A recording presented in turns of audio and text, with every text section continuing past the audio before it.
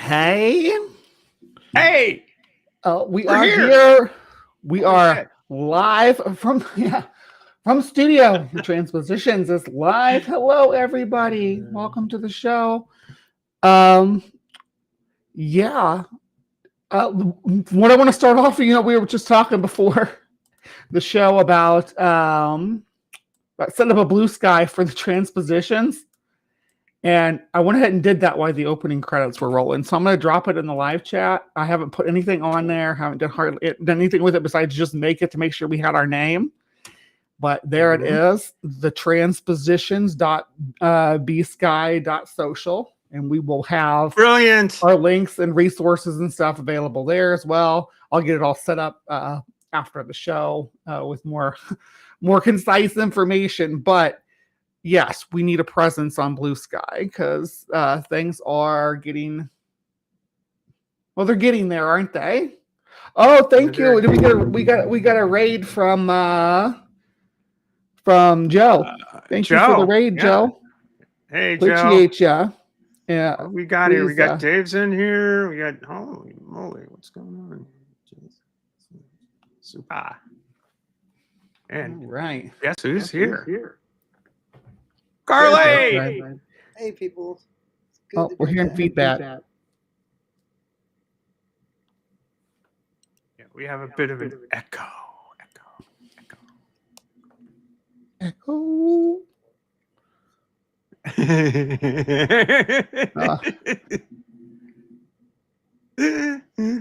Ooh, I like your background though, Carly. It looks freaking sweet. Yeah, it's great.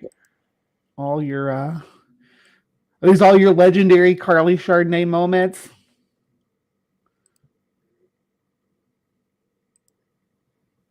Carly's scrapbook in the background. Right. What? Number 35, is that you? Yes, that is. Number 35, can you hear us? Are we coming through? We can hear you. We can hear you, but you're a little bit soft. I don't know if you can boost your gain a little bit on your mic. Now we can't hear you at all. Hey, everybody. Welcome to our tech glitches, or technically glitchful there we go. Reboot. That's better.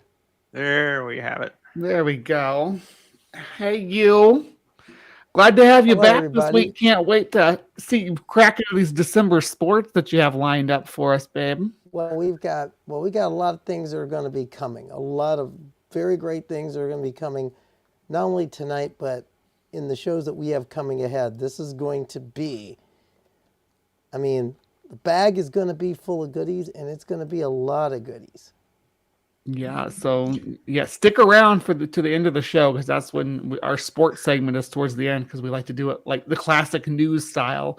We're still in the market for a weather girl though, or weather boy. We could use a boy on the team. Weather person, anyone, just over here.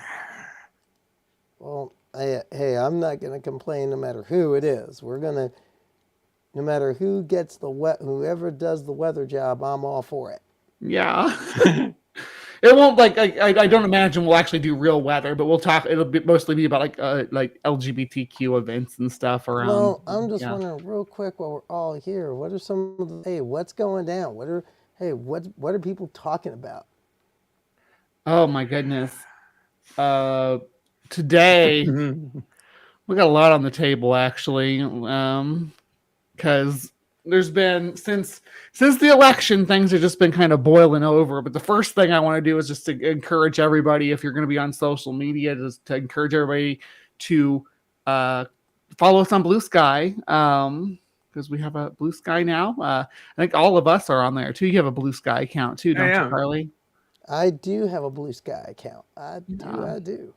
So all of our hosts are over there. We've got the Transpositions page over there. There's no need to use any Twitter or anything like that because Twitter doesn't exist. I got to update my link tree with well, among other things, my Ko-fi, and I changed it.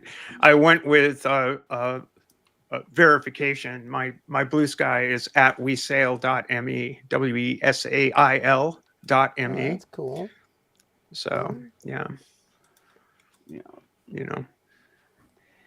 And it's wanting to verify emails and stuff for the Transpositions Blue Sky account. But yeah, apparently I'm just gonna jump right into this because it's relevant to what I'm saying right now, and that is that where is it? Boom, boom, boom. That's not what I wanted. There we go. Yeah, this one. So this is like George Takei's blog, but apparently libs of TikTok tried to make their own account on Blue Sky and lasted a whole 9 days, which is way more than I thought that they could last on there with following the terms of service and everything, because they love to push the terms of service. Yeah. Now let's get Jesse Single off the fucking platform. Yeah. MAGA account libs of TikTok banned from Blue Sky after just 9 days, and people are cheering. Of course, people are cheering. Why wouldn't they be? The anti-LGBTQ plus account was suspended after just 9 days on the social media platform, media site Blue Sky, and users are applauding the X alternative for its actual content moderation. The internet is rejoicing after a homophobic account called Libs of TikTok was banned by the microblogging social media site Blue Sky, an alternative to that other platform owned by the transphobic billionaire and president-elect Shitter.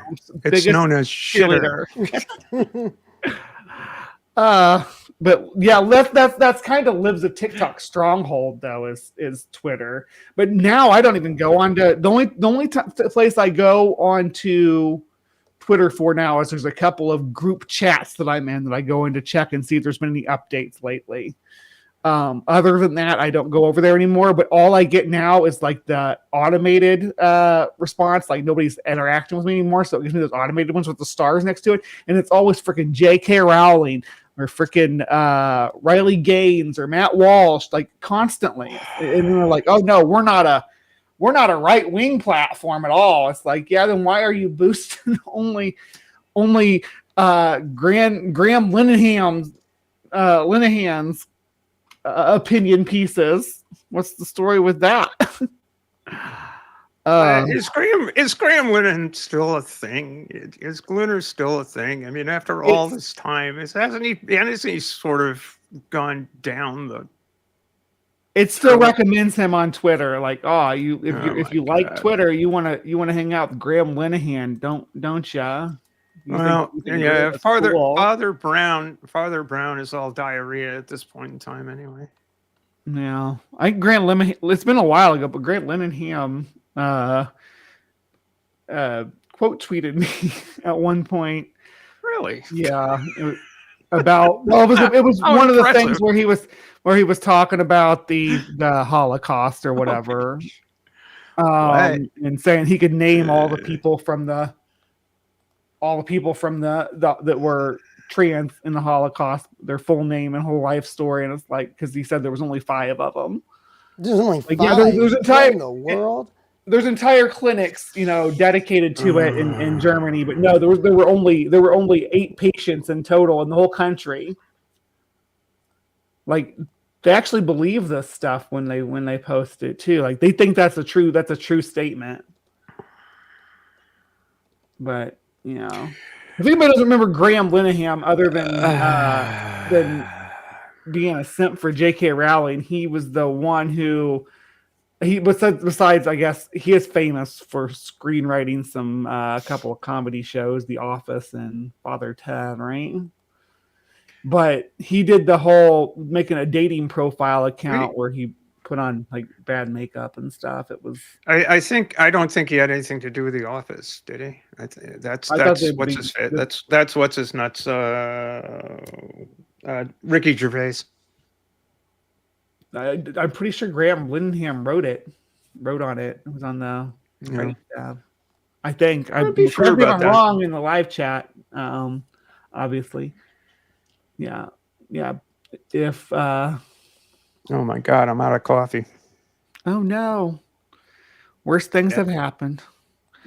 All right. So yeah, Libs of TikTok, run by former real estate agent Chaya Rychek, is a handle for Chaya. various far right and anti-LGBTQ plus media with content that emboldens the MAGA contingent to spread harmful rhetoric and cause death threats to members of the LGBTQ plus community, and cause people to lose their jobs, cause students to suffer at school or to be threatened, to cause like librarians and teachers to resign because of the harassment that they receive on due to this account, just because they're LGBTQ affirming teachers, and that means they're groomers, right? That's the rhetoric. Anything that's affirming is grooming. So they literally have people calling bomb threats into elementary schools, and they think this is good news. They think this is a good tactic. When Chaya Rychek was named the most hated woman, like 2022 or something like that, she posed with the newspaper article. Like, she was proud that she had caused children to receive bomb threats. I don't know what's wrong with these people. I just don't. She didn't even get over. She wasn't even over the top when she encouraged her followers to, whenever they saw her, go seek Chaya. Mm-hmm. I'm sorry. Yep. I'm sorry. I apologize. You're fine. And then I had this kind of, actually Arden was the one who pointed this out to me. So thank you, Arden Hart, for this. It was new Florida prison policy on trans healthcare is like conversion therapy. So what's this all about? Well, Florida, the famous testing ground for all things anti-LGBTQ, is reorganizing the language they use in the prison systems. With new restrictions on gender-affirming care, prisons confiscate underwear from transgender inmates and compel them to cut their hair. Early this fall, Florida officials ordered transgender women in the state prison to submit to breast exams as part of a new policy for people with gender dysphoria. Prison medical staff ranked the women's breast size using a scale designed for adolescents. Those whose breasts were deemed big enough were allowed to keep their bras. Everyone else had to surrender theirs, along with anything else considered feminine, is women's underwear and toiletry items. Yeah, this is bad. Yeah, so ladies, if you've got that A cup, no. Yeah. The fuck? Yeah. It gets really? Worse. Let me keep going here. The examination came after people who had been diagnosed with gender dysphoria by the prison system's providers were brought into meetings at the end of September and told of the prison's new policy, which would make it nearly impossible for them to get hormone therapy and other gender-affirming medical care. According to interviews and emails with more than a dozen transgender women who said they attended the meeting.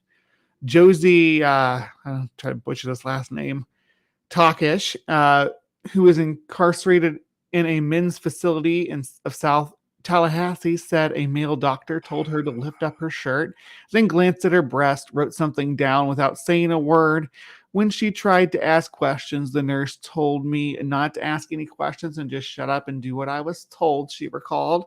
It felt like I was being treated less than human, she said. And this will be, it's in the prison system now, but they're wanting them outside the bathrooms apparently. So there's gonna be people checking your orifices and your body features before you enter different areas now, because fear mongering among the GOP. The state's chapter of the ACLU sued Florida's Department of Corrections, which operates the prison, in late October, calling the policy draconic and arguing it amounts to an unconstitutional ban on gender-affirming care. The new policy is the latest maneuver in a culture war around trans people's civil rights in the Sunshine State. Florida Governor, don't you love him? Ron DeSantis with his go-go boots a raft of anti-trans legislation, including a law passed here that prohibited children with gender dysphoria from accessing treatment like puberty blockers and hormone therapy. A similar law in Tennessee was subject of argument in a case before the Supreme Court last week. All right. Where are we so far on this story, Steph? You stomaching it okay? Yeah, I mean, it's just a whole rancid soup of nonsense. But the rancid soup of nonsense is affecting real people in real time. And the thing that's disturbing to me, I'm editorializing here, all right? The thing that's disturbing to me is that people forget the people. You know, it's part of the erasure. Even if the stories are being broadcast, people forget the people involved here. We are humans. And I think that's really, I think that people really got to, you know, especially leaders, people who are in a position of power, people that say they have our backs, have to actually have a spine. You know, we can't keep tolerating these people that want to make, oh well, let's just deal with the just asking questions crowd. We've got to basically say, listen, the questions have been answered. And when you keep asking those questions, you need to realize who you're hurting. And you know, we see you when you do that. And we also see you when you lie and say that you have our backs, because we know you don't, because we know you don't have a spine. Listen to this quote from one of the inmates. Before, my hair was long enough for a ponytail. Now I have a buzz cut. I'm very sad and depressed. I feel like they're taking away my identity. Yeah. Well, they are. That's the goal. The Florida Department of Corrections whole idea. Media office did not respond to multiple emails and phone calls with detailed questions, but in court papers responded to the ACLU's lawsuit. The department's lawyer argued that the new rules are a carefully crafted policy that creates an individualized course of treatment for each inmate based on scientific evidence and clinical judgment. Under the policy, the Department of Corrections states that the prisons will only provide those with gender dysphoria with psychotherapy and not cross-gender hormones, except in rare instances if necessary to comply with U.S. Constitution or court decisions.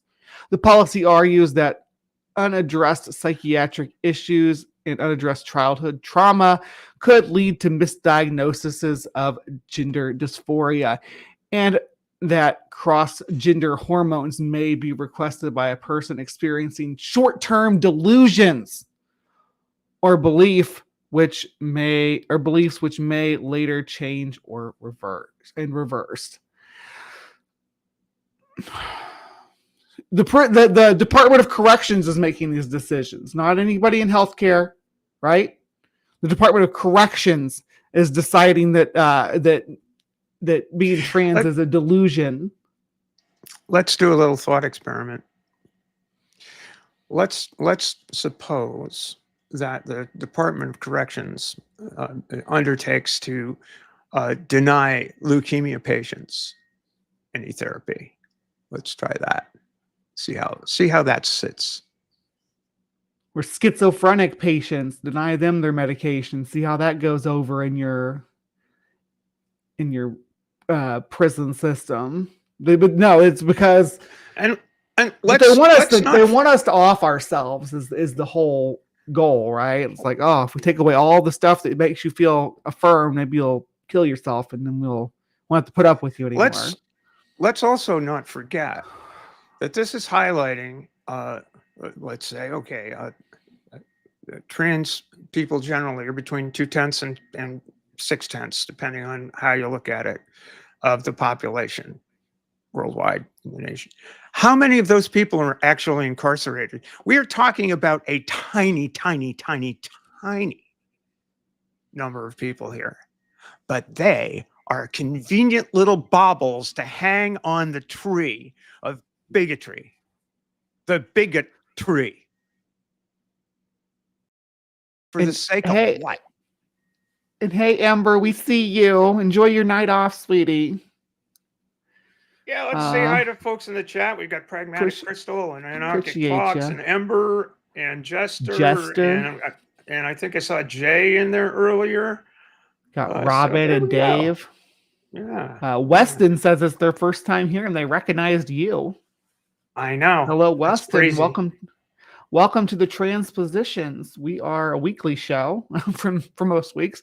We have taken some times off occasionally. We took Thanksgiving off, and then we took the Thursday after the election off too, because rough time for trans people. Because we were really down in the dumps. I just can't. All right. Under the policy, the Department of Corrections stated the prison will only provide. Oh, hold on. That's the one we just read. Florida has the country's third largest state prison system with more than 87,000 people incarcerated at the end of September. Of those, 181 have been identified by the department as transgender, and about 100 received hormone treatment. According to the document, state officials filed with the courts in the ACLU case. The new policy was announced in meetings in several prisons across the state at the end of September. Transgender women who attended the meeting said they were told by officials that everyone identifying as transgender would be reevaluated to assess whether they can have continued access to the care and accommodations they had been receiving, such as permission to grow their hair long. Officials have not told the women whether and under what circumstances they will be allowed to stay on their hormones as they have been receiving. So they're detransitioning people in the prison system, if it's not clear. They're detransitioning them. Hairstyles and attitudes. How do they relate? No, I met night off of work at the TransPositions in our Anarchic Fox. Not Ember still, I think, working, but Ember is still toiling in the fields. Mm-hmm. Yes, toiling in the fields, reaping and sowing as we do, consumers. Since then, more than a dozen transgender people have said correction officers ordered them to cut their hair. Mariko Sandwall told the Marshall Project that she was given a disciplinary infraction and spent 10 days in solitary confinement for refusing to cut her hair before officers put her in handcuffs and led her to the prison barber where her hair was cropped short. And that's the quote I just read earlier, taking away my identity. Scores of women are also had their breast examined, according to the filing in the suit. In interviews with some of the women, the medical provider for the state assigned each transgender woman a rating on a Tanner scale, a system used by pediatricians to assess the development of adolescents during puberty. Several of the women said they weren't told what stage was required for permission to keep their bras, but that almost everyone they knew had theirs taken away. Some reports hiding bras or sewing makeshift underwear, although now women's undergarments are considered contraband and could result in disciplinary charges because they feel naked and exposed without them. I feel like I'm 12 years old again, sneaking around wearing a bra, Takash said after her female undergarments were confiscated. Yeah, I mean, I remember having women's clothes that I like to wear and having to sneak around with them, for sure. I don't even know where to begin with this. How is this even legal? How is this happening in 2024? The new policy, which requires psychotherapy to treat underlying issues, rather than treating the dysphoria comes off like conversion therapy, says Daniel Tilley, the lead attorney for the ACLU of Florida. We're trying to change your fundamental nature to get you to stop being who you are. Sarah Mash, who is incarcerated in a men's prison south of Orlando, said that she was told that gender dysphoria diagnosis she received from the corrections department doctor in 2019 would now be considered a serious psychiatric issue or serious psychiatric illness. If she wants to continue her treatment, as she said, she was told she would have to move to a more restrictive prison with more psychiatric services, but fewer work and programming opportunities. We are all devastated, said Mash. There are good days and very bad days where a part of you hopes you have a heart attack. The policy is the latest change in healthcare for transgender people in Florida after the 2023 law said any government entity in Florida may not expend state funds for sex reassignment prescriptions or procedures. It did not name prisons specifically, but the Department of Corrections policy says it shall comply. This is traumatizing these poor freaking women. Shortly after the bills were passed, transgender people in the state prison began reporting their medications were abruptly changed or delayed with little or no explanation. Courts have held that prisons are required under the U.S. Constitution to provide gender-affirming hormones as needed. Dan Karasik is a psychiatrist at the University of California, San Francisco, who helped develop international standards for the treatment of transgender people and has testified against bans on gender-affirming care in Florida and elsewhere. He read Florida's new guidelines at the Marshall Project's request and called them a fig leaf on their effort to ban gender-affirming care.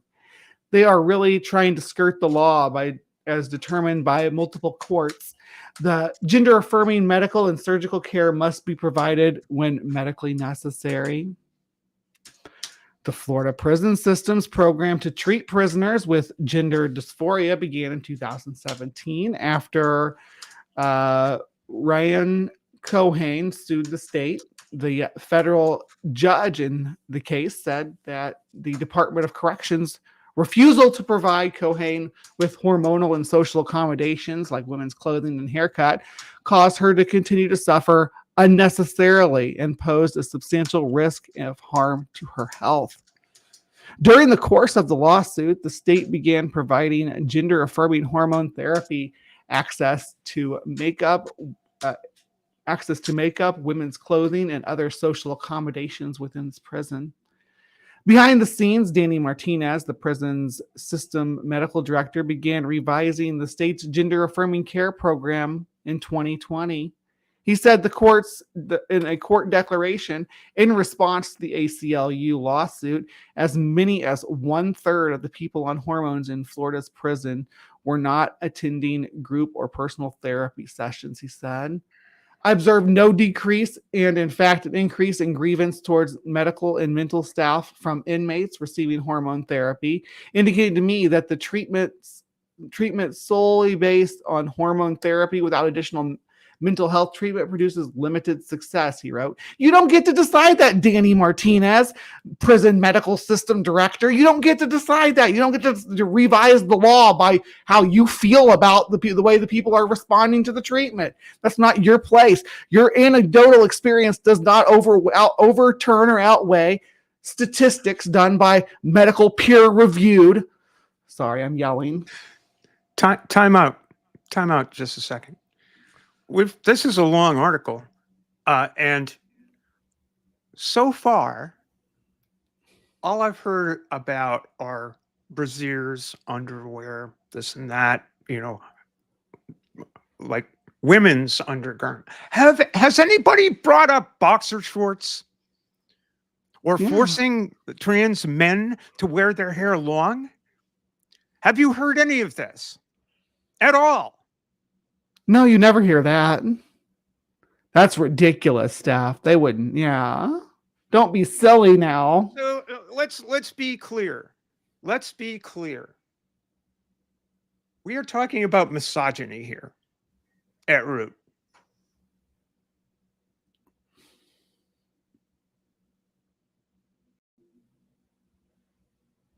At root, we are talking about misogyny. None of these sons of bitches have the goddamn balls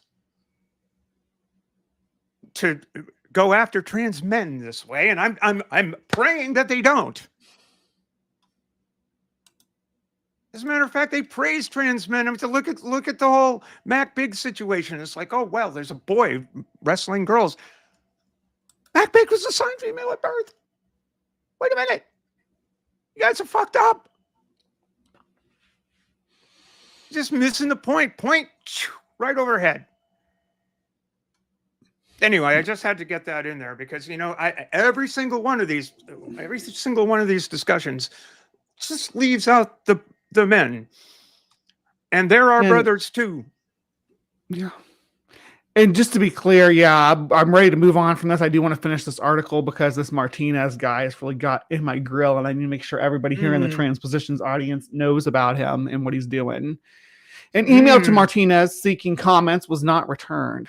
Martinez said he designed the program based on a 2022 report by Florida's Medicaid organization that found insufficient evidence that medical intervention for gender dysphoria are safe or effective. The report led to the state, and this is the same report that they built the cast review on, by the way. This is the same piece of freaking poorly researched, cherry-picked information. Anyway, let me finish. The report led to the state's Medicare program banning coverage of gender-affirming medical care. But a federal judge, in striking down the Medicaid ban last year, found that the report was a biased effort to justify a predetermined outcome, not a fair analysis of the evidence. Thank you, Judge. And the report's conclusion was not supported by the evidence and was contrary to generally accepted medical standards. And Mr. Martinez is using that information to build these policies.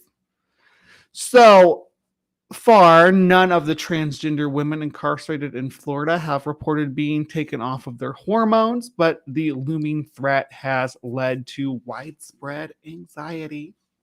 If you took away my hormone therapy treatment, I would be ready to end my life at that point, Sasha Mendoza, who is incarcerated in a men's prison near Miami, said in a declaration filed in the ACLU case. It may sound drastic, but FDC just let me start my transition and I was doing well, and now they're making me stop. I'm halfway there and halfway not there. Yeah, this is the direction that we are going currently. And it's only going to get, the country is going to continue this way. The U.S. is going to continue this way. I don't know what to say about it besides keeping you guys in the loop and letting you know. All right, and the last thing I had to cover is a panel today before we jump into Ember's segment is going to be, well, you know her, you hate her. She's Representative Nancy Mace, who had her hand violently shaken by an Illinois man. So violently shaken that she showed up in a cast with her arm in a sling. Or not in a cast, but with her arm in a sling. She claimed that this man attacked her because he shook her hand too hard when he disagreed with her. Let me break this down. Republican Representative Nancy Mace called the police on a transgender activist for physically attacking her, but eyewitnesses say that's nowhere close to what happened. Representative Nancy Mace, known for her attention-seeking antics, called the police on a transgender advocate for foster youth, accusing him of assaulting her outside the Rayburn House office building in Washington, D.C. Tuesday night. According to 3 eyewitnesses, James McIntyre simply shook the Congresswoman's hands during a reception following an event celebrating the anniversary of a child welfare law and asked Mace to protect the rights of transgender people. Mace's account of was very different, however. In a post on X, the Congresswoman claims she was physically accosted at the Capitol tonight by a pro-trans man. You know, when someone shakes your hand, is that assault at this point? When you shake your representative's hand, are you assaulting them? One new brace for my wrist and some ice for my arm, and I'll heal just fine. The Capitol Police arrested the guy. Your trans violence and threats on my life will only make me double down. FAFO, hold the line, Mace's post read. Other foster care advocates represented at the reception disagreed with Mace's account. Of course they did. Everybody else that was there probably disagreed with Mace's account. But I'll read on. Elliot Hinkle, a consultant who has advised the federal government on issues affecting youth and foster care, said McIntyre shook her hand and made a comment about how many transgender youth are in foster care, adding, "They need your support." From what I saw, it was a normal handshake and interaction that I would expect any legislator to expect from anyone as a constituent. Hinkle, a former foster child and now advocate for the LGBTQ rights, said in an interview with the Imprint, according to Hinkle, one of Mace's aides later asked McIntyre his name and to repeat what he told Mace. McIntyre had left the reception but was asked to return to the office building by Capitol Police. The police arrested the advocate after searching him for several minutes. The Capitol Police Department officers said to a reporter at the scene that they were responding to a call about an assault. The South Carolina Republican who used fear-mongering about trans rights as her pet issue to grab attention in recent weeks, attacking incoming Representative Sarah McBride, who will be sworn in next year as the first transgender member of Congress with a Capitol bathroom bill that specifically targets her. Former aides have criticized Mace for an attention grab, and the Republicans has sought to milk the issue by selling bathroom-themed merchandise. So, be careful shaking your representative's hand, especially if you're trans or if you support trans people, because that's just straight up assault. You're just attacking her at this point with your vigorous handshake. But if she just got her nails done, did he even think about that? No. Now she's got ice down and wearing a brace. This woman is so toxic. Nancy Mace is like, you have your Lauren Boeberts and your Marjorie Taylor Greens, but this woman is a special kind of evil. She's like if Riley Gaines was in Congress. It's horrid stuff. Oh, anyway, what are your thoughts on this one, Staff? Who, me? I wish I could laugh. I mean, the bullshit that's going on in Congress, I'll be talking about some of this sort of a little arc around the defense authorization bill, which just passed with a rider that the likes of Nancy Mace pushed into it, that 40 Democrats voted for, that essentially it kicks trans people out of the military.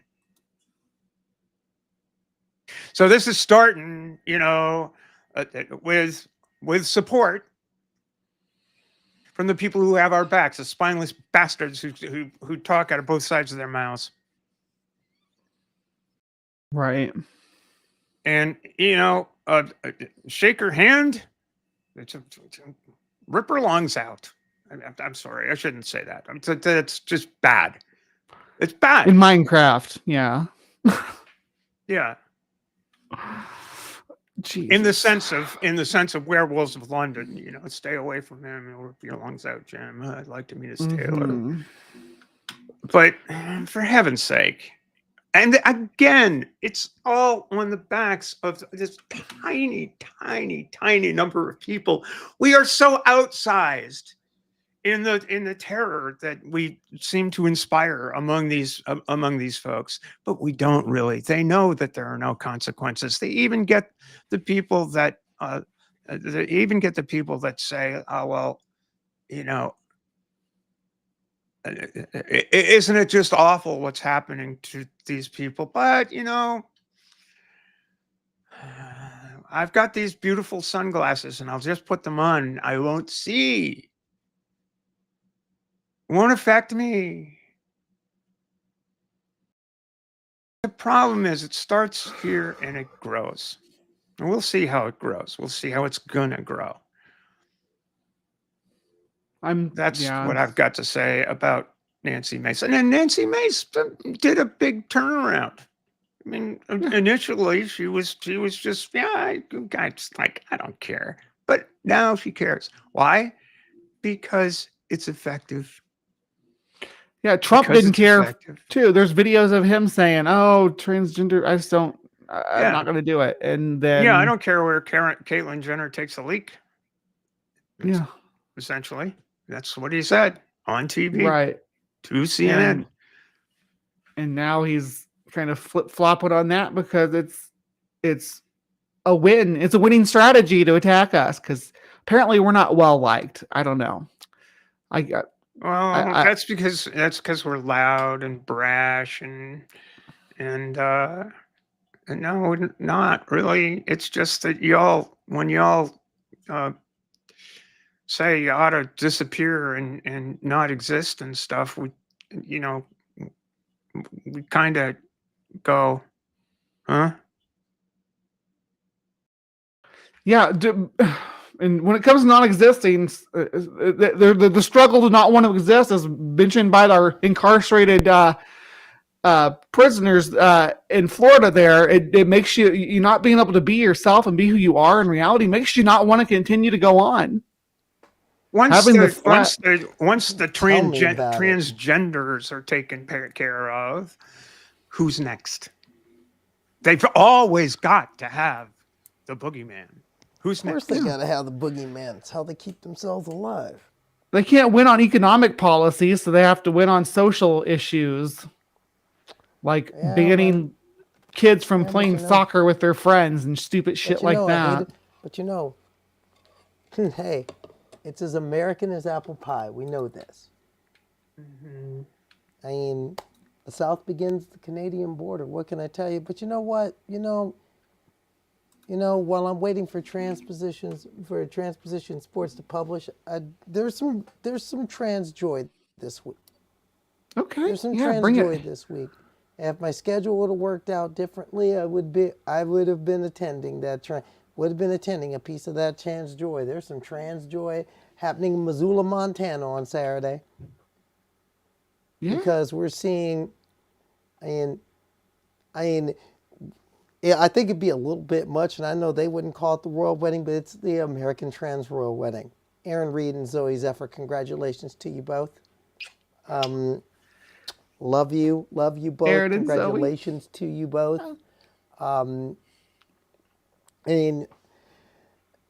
Trans joy is everywhere around us, and that's what's going to be a part of Transposition Sports tonight. I mean, yeah, there's going to be the usual stuff, but in the middle of all the nonsense, I mean, Nikki Hiltz went out and won a big race this weekend where, by a little quirk in the rules, the quote unquote men and women compete together.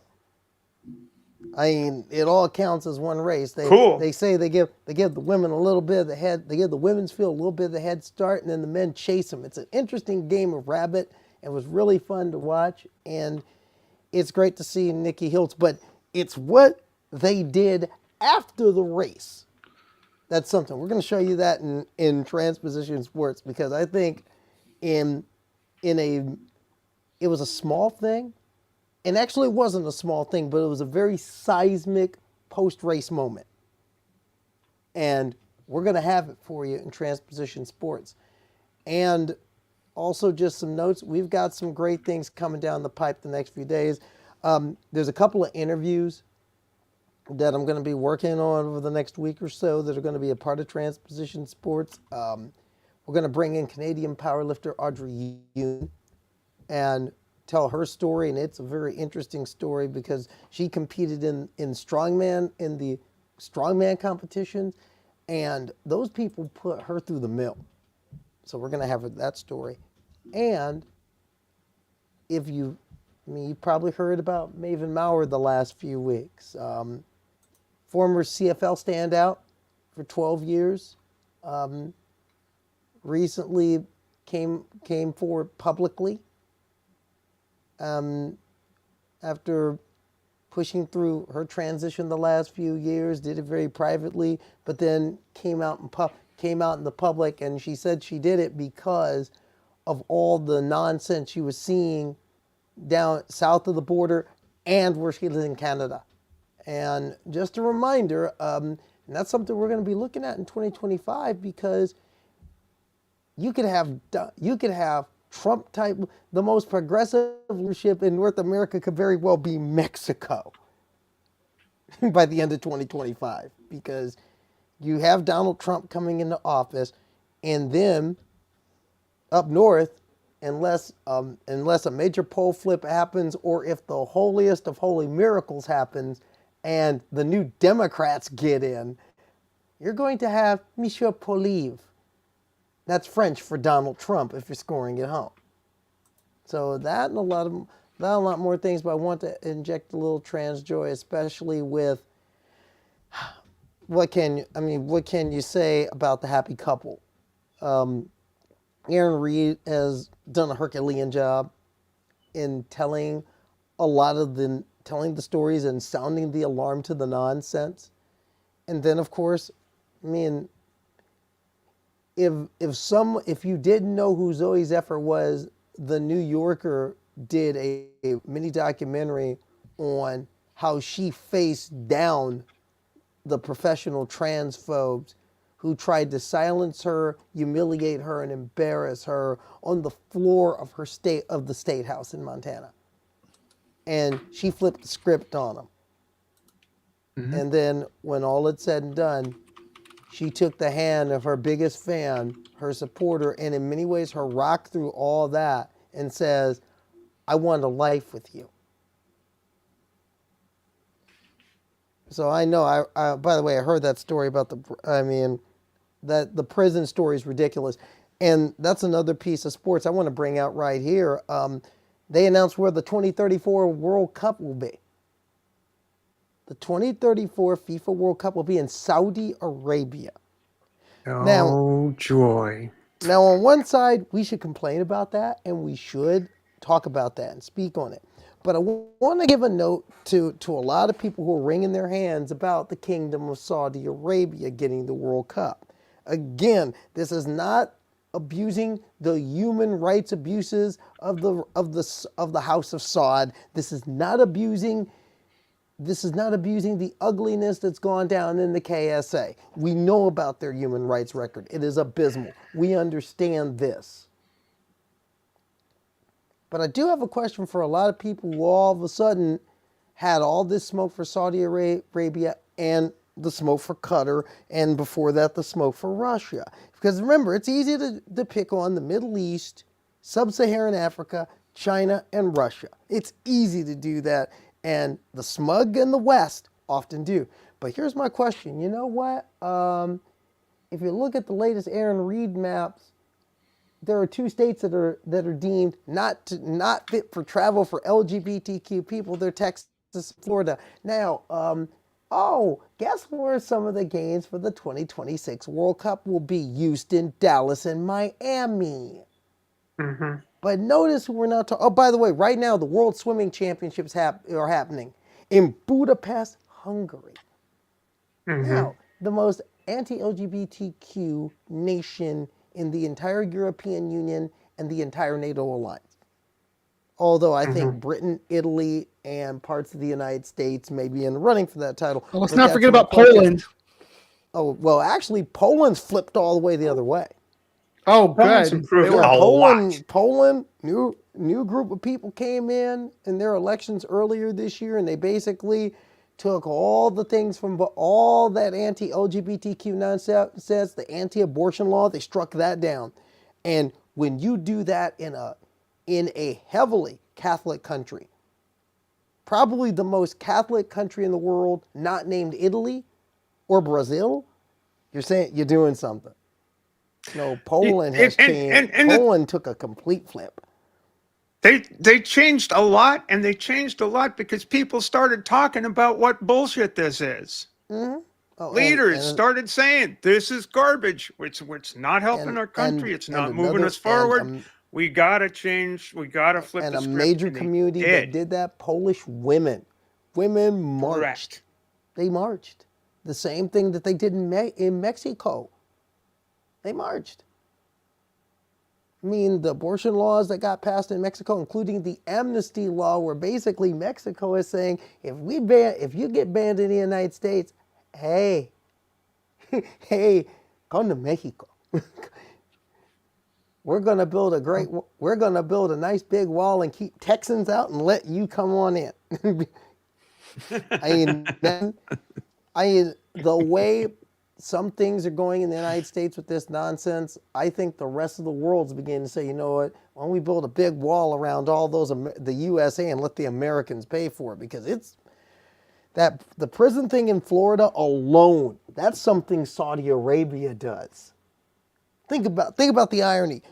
World Cup in Saudi Arabia, but they're going to be playing World Cup games in Florida for the Formula One World Championship again. And I love me some Formula One, but 14 of 24 venues on the Formula One calendar are in places that have some form of legalized discrimination against LGBTQ people. But no one wants to talk about that. And those aren't places like you can name the Middle Eastern races, Bahrain, Qatar, United Arab Emirates, Azerbaijan. You can name those. But let's not forget, you have a Formula One race where, you have two in Italy, and if you're a same-sex couple in Italy, Giorgia Meloni will take your kids away. They passed that law. There's a race in, Hungary. There's a race in Britain. I mean, can't be trans. They call it Turf Island for a reason. And Miami Grand Prix, United States Grand Prix in Austin. Isn't that in Texas? I mean, we have a very selective. I'm a believer in moral consistency. I'll own that. It's a flaw of mine, but I believe in it. I believe that our moral code just shouldn't change on a whim anywhere in the world. If we stand for something, we should stand for it all the way, not merely when it's convenient, which means let's judge the world by the same moral standards. And let's not point and hold our nose at, let's be real, some of this is global white supremacy, and it's Western chauvinism. Call it what it is. Call it what it is. I mean, we can hold Qatar to a standard and say, they're treating LGBTQ people bad, when you look at that Aaron Reed map and see half the states are that deep dark red and two of them are in black, which means you don't go there.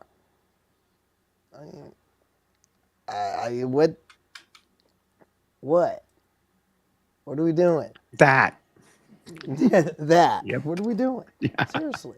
I mean, I'm a believer in that. I mean, right now come on. I have a question.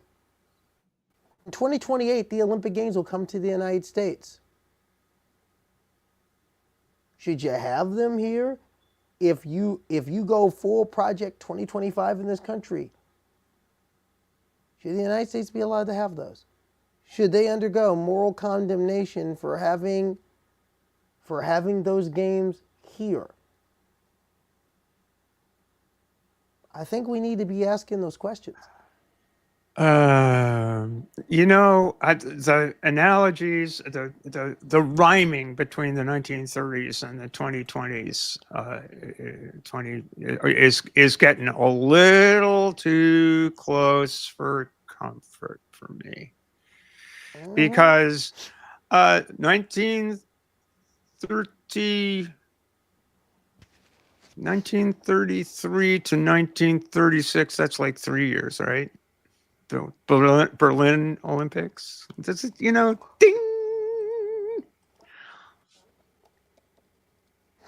I mean, I'll admit it. There is a song.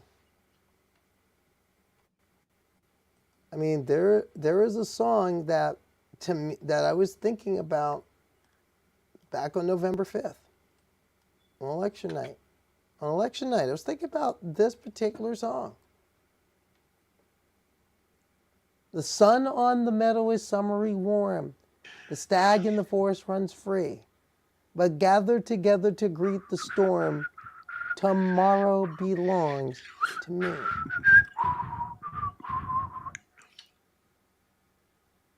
I can whistle it. Mm-hmm.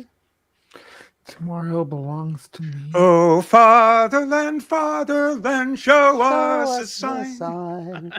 Your children have waited to see. The morning will dawn when the world is mine. Tomorrow belongs. Tomorrow belongs. Tomorrow belongs to me.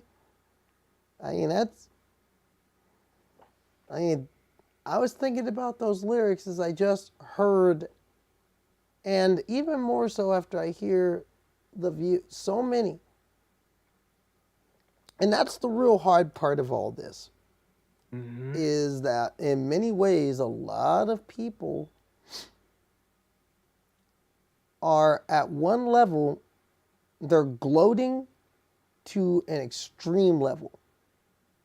It's as if they're and we're seeing the gloating all over the place. Like the people, all of a sudden you have middle school boys going up to girls in school and saying, "Your body, my choice." That's how, and people don't realize there's an undertone and there's an ugliness to what we're seeing. It's a level of nasty that's coming. It is, and this is nothing new. We've seen this coarseness slowly grow in American politics, really, since the Clinton era. It was slow and gradual. I mean, you remember the Bill Clinton era, and really, that was the time when you really started seeing, like, the talk radio noise bowl come out. I mean, that's when Rush got big. And I don't mean the Canadian rock group. I mean the gas bag from Missouri. Yeah.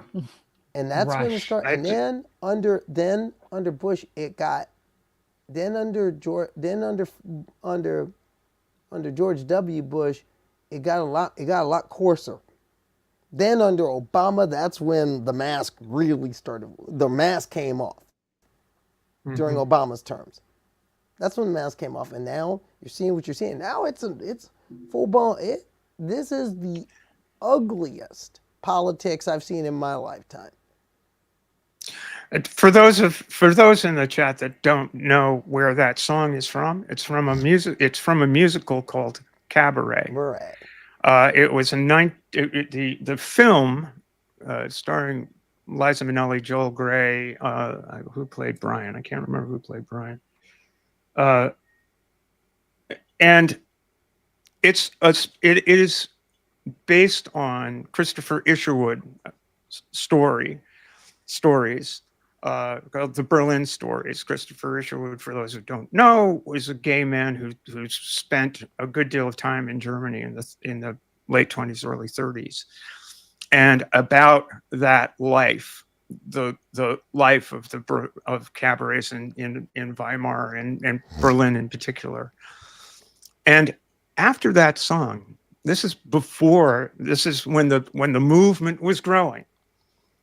They go to a little beer garden, and a young Hitler Youth stands up and sings that song with you see the armband and all of that, and the main male character and his friend are hanging out there. They go back to their limousine, and they get in, and the last words, as you're hearing that song in the background, as the main character turns to a German industrialist who was their friend.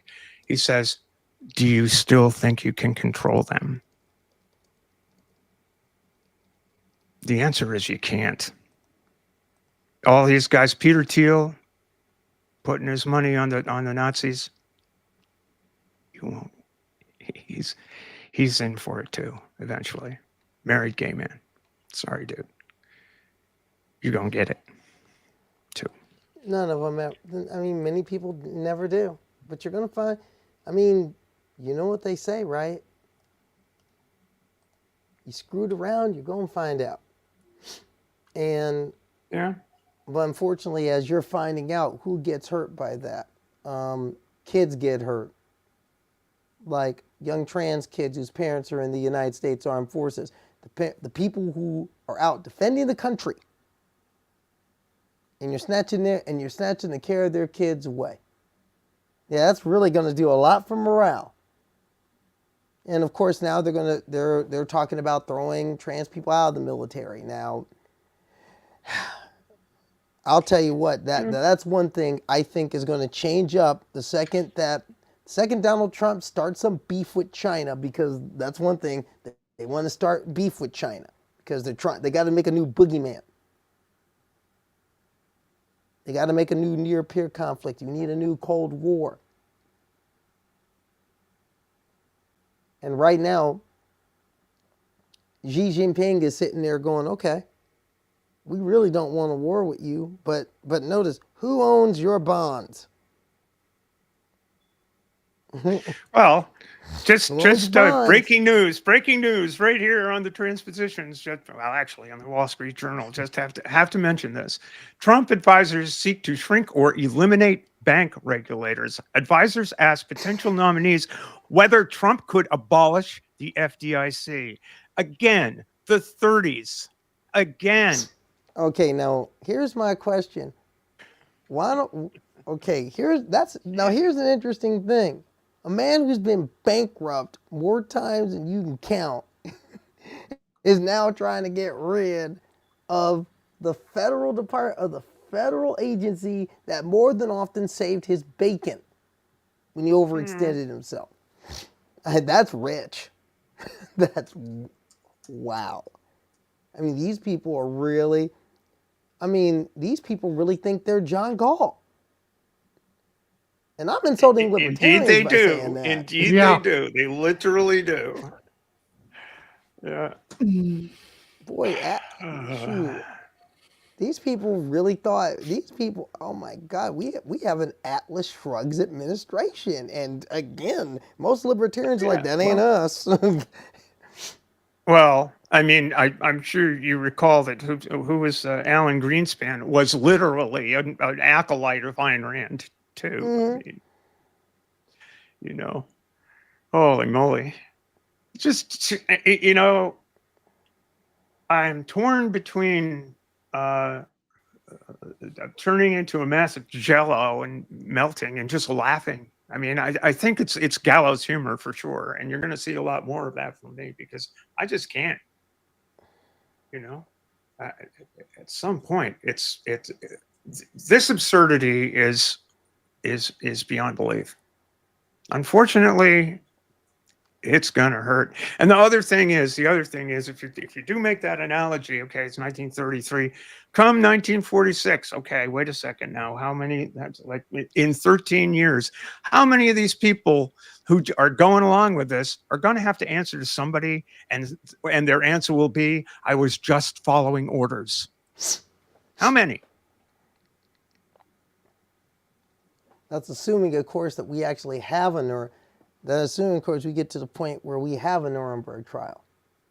And that is bit of a stretch. I mean, after I all, mean, how long did the I'll tell Roman you the truth, Empire it's live as not a slave looking good right society? You now. I know? mean, what kind of, Yeah. I mean, what kind of country may we be in 2037? I mean, it's a scary. I mean, Yeah. it's a proposition. I mean, it's a scary proposition. Could this be the last? Could this be the last Christmas as a free people, or relatively free people, before we head into Oliver Cromwell's America that many of these people want? That's an interesting one to pick. Well, I mean, think about it. We have moral scolds who've been elected, moral scolds who are being listened. I find it, but that's also the other thing. On one hand, you've got, I'm serious, you have a weird cross between Oliver Cromwell and Caligula in our government. I mean, seriously. On one hand, you have people that want to define a strict moral code that is joyless and soulless. And then on the other side, you have some of the, I mean, Elon Musk is the total hedonist. Peter Thiel is an authoritarian Nazi gay. Is that possible? I mean, Oh, well, I mean, look at Ernst Röhm. I suppose it is. yeah, but Ernst Röhm didn't know? get to do anything. That's true. I mean, This is why I'm holding up Rome as an example of what happened to. I mean, that's not. I mean, and really, when you're thinking about some of these people, Peter Thiel is a lot closer to Roy Cohn than Ernst Röhm. True. I mean, but at the same time, it's like the math is not mathing. No, it's not. I mean, you've got this is the weirdest coupling ever. You have Christian dominionist, hedonist. I mean, could you imagine Elon Musk at, say, an evangelical church? Could you imagine him walking into church? Can you imagine him singing at the cross where I first saw the light? Could you? I can't see it. I can't really imagine him on a basketball course either, given the height of his jump. You know, when he did that jump thing. There is a political ideology known as homo fascism. That's wild, man. I just can't see, because gay fascism. I mean, it gives a new meaning to stiff arm to me. But I don't know. My thing is, what in the name of Charles Nelson Riley are we talking about here? Right.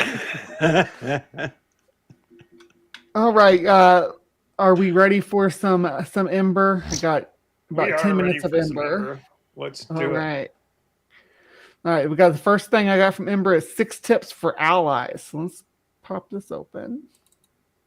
Hello, folks. I've been asked to participate in a panel on another channel about how allies can help trans people over the next 4 years here in the United States. And I've prepared 6 relatively straightforward and easy tips. I thought I'd put them here as well because they might be useful to some people. So there are 6 of them. Quick bullet points: show up, speak up, stand up, step up, study up, and reverse. Because I have to be quirky. Okay, show up. This one, pretty self-explanatory. If there's an event, whether it's a parade, a protest, or election day, whatever it is where people being present helps, come, do the thing. Second, speak up. When someone is being a bigot, say something. Tell them that shit is not cool. But also, talk to people. Talk to your representatives, Democrat and Republican. Let them know they can't get away with ignoring us, blaming us, or putting us down. but talk to regular people too. People at work, people out and about. Normalize people talking about us outside of the context of legal controversy or the horrible stuff the politicians keep trying to do to us. Talk about us as if we were people. The third one, stand up. Fairly simple. When someone needs help, help them. Now, this isn't trans specific. This goes for literally anyone. Just be a good person. Now, of course, be safe. Don't overextend yourself. You're no help to anybody if you've exhausted all your resources. But do what you can and show that it should be normal to be a good person, because that's something the United States seems to have forgotten. Fourth, step up. Don't just stand with us when there is an obvious and immediate threat. Find ways to practice active inclusion. This means more than just tolerating our existence and protecting us from harm, but going the extra mile to make it clear we are wanted, and use language to make it clear that our presence is normal. Make inclusive jokes, for example, to offset the phobic nonsense permeating the culture. Just vibe with us. Fifth, study up. A large number of allies, especially within the secular community, want to debate on our behalf. While we appreciate people speaking up for us, and with the caveat that allies should not become so enthusiastic that they speak over us, a whole lot of people simply do not know what the heck they're talking about. Goodwill and enthusiasm only go so far. I'm not saying don't debate someone. Challenge the bad ideas out there. But I am saying learn about the subject before you try to engage, lest you lose and be counterproductive in your efforts. This should be obviously true for any other subject. You wouldn't debate a philosophy bro on the teleological argument without some knowledge about how natural processes defeat the design argument. Yet, when it comes to GSM people, our healthcare, or related subjects, some people effectively show up to a battle of wits unarmed. Beyond that, understanding what the current state of affairs and what issues we are facing collectively and within our various subgroups can help you be a much more effective supporter in everything else you do. And last, reverse. If you see a hateful person like Nancy Mace or Matt Walsh doing something, it's a good bet that doing the opposite is the moral thing to do. Thank you so much for watching. I hope this helps. Hello, folks. It's time for some science. Yes, some precious, precious data, by which I mean, of course, something that may be very, very useful in the days, weeks, and months just ahead, especially for those of us here in the US. Now, a big part of the challenges that we may be facing in the days to come are this overblown idea of what if people transition and then regret it. To answer this, I would refer everyone to the United States Transgender Survey. That is the largest survey of transgender adults ever. And it's by the National Institutes of Health, backed by numerous academic institutions. You can find more information on their website at ustranssurvey.org. So you can download the whole report from 2015. Now, they do have a newer report coming out from 2022, an even larger still survey sample of tens of thousands of people, but only the early results are already available. They're still processing. There's so much data. But what we can learn, what is already available, is that 94% of trans people find their life improved just by social transitioning. For some of us, that's all it takes. Just change your clothes, change your pronouns, maybe change your name, and you live a happier life. 94%, that's not bad. But it gets better. When you provide access to HRT, it goes up to 98+%. Holy shit. Is there... Advil doesn't have that good a success rate. It's unreal how super effective this is. And the quality of the satisfaction goes up an entire category as well.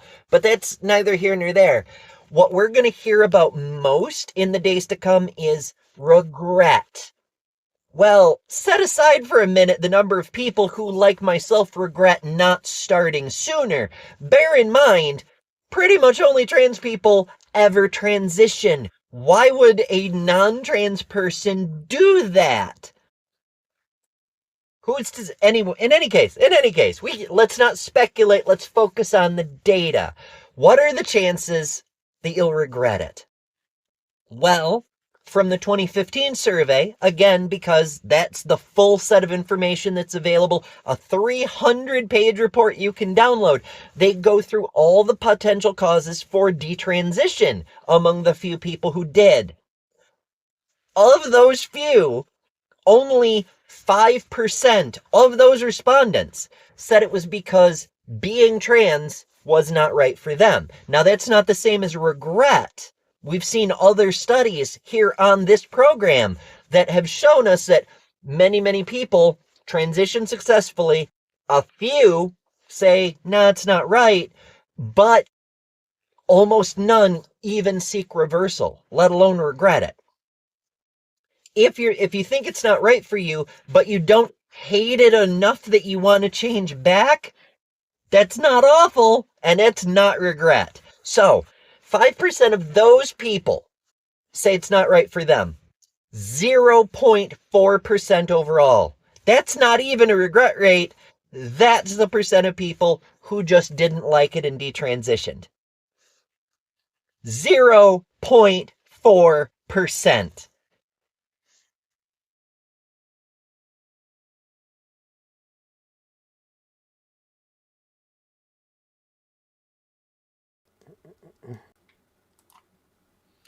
All right. Thank you so much for submitting that for us tonight, Ember. Really glad that you were able to get something.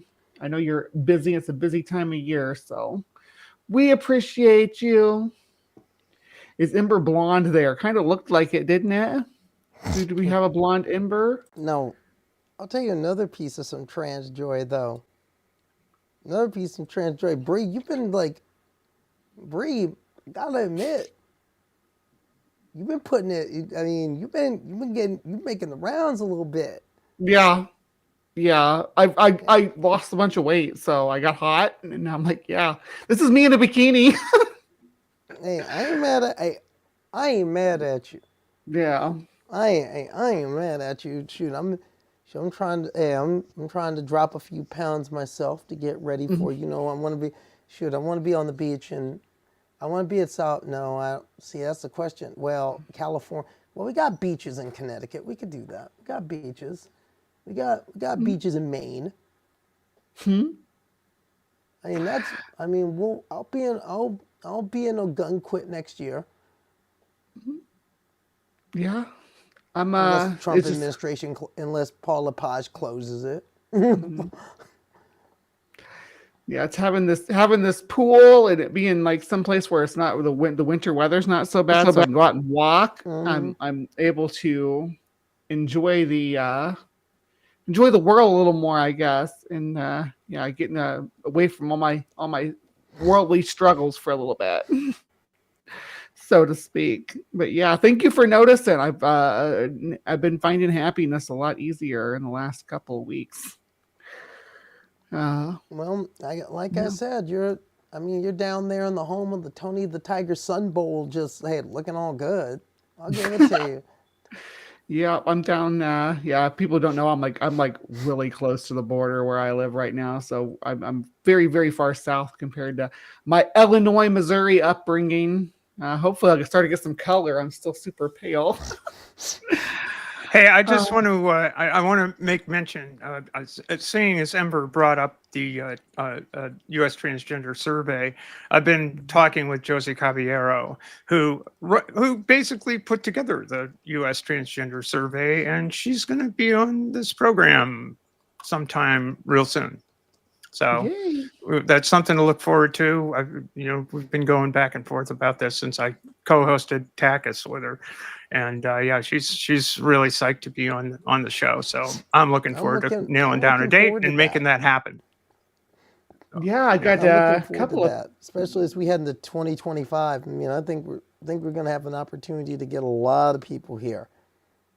Yeah, if you didn't catch TACUS today, she was co-hosting with Luxander, who has been on the show. Yeah, So, Alexander has been our guest. See, now I want to talk now.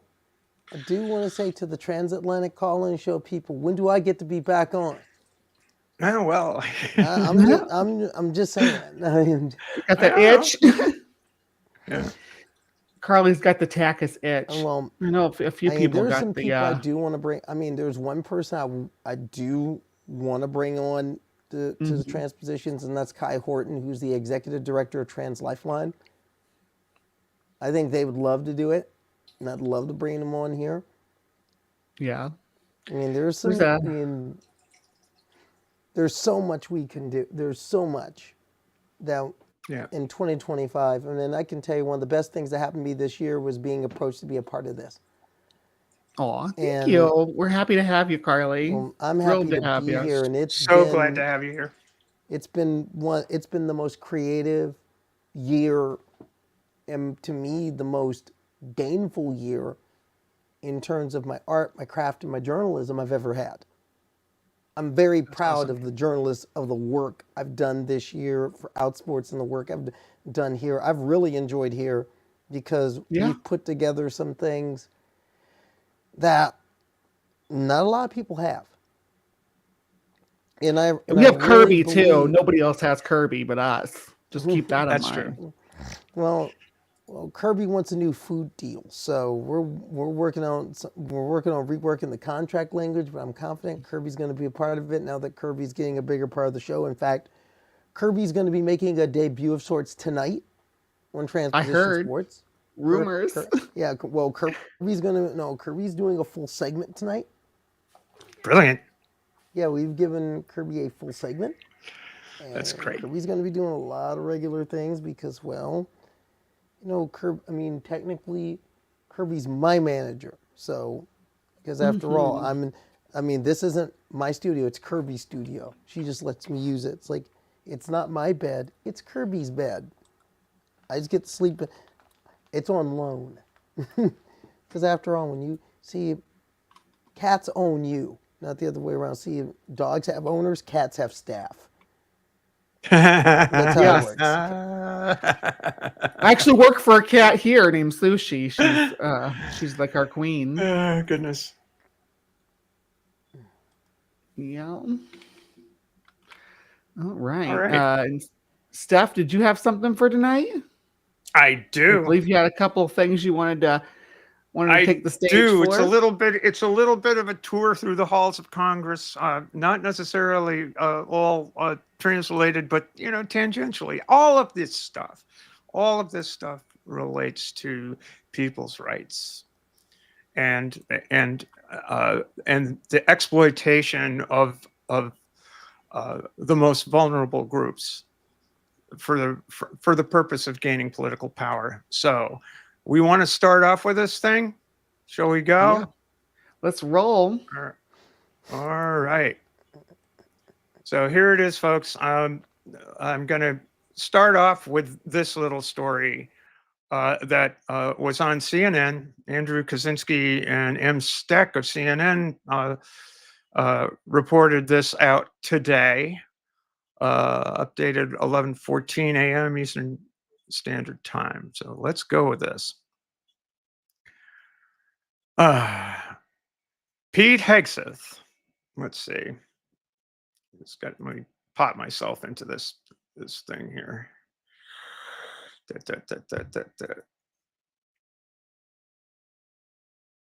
Pete Hegseth, Trump's defense pick, says allowing gay troops to serve openly reflects a Marxist agenda. Now, we all know Pete's got problems of his own. He may or may not make it, but this is where this man is coming from. Well, we got here.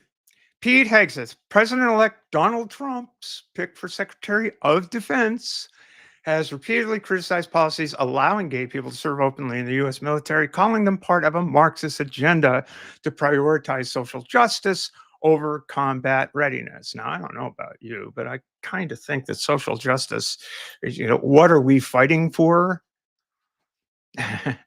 What do we stand for? In his 2024 book, The War on Warriors, and in subsequent media promotions this year, Hegseth described both the original Don't Ask, Don't Tell policy and its repeal in 2011 as a, quote, gateway, unquote, and a camouflage, quote, unquote, for broader cultural changes that he claims have undermined military cohesion and effectiveness.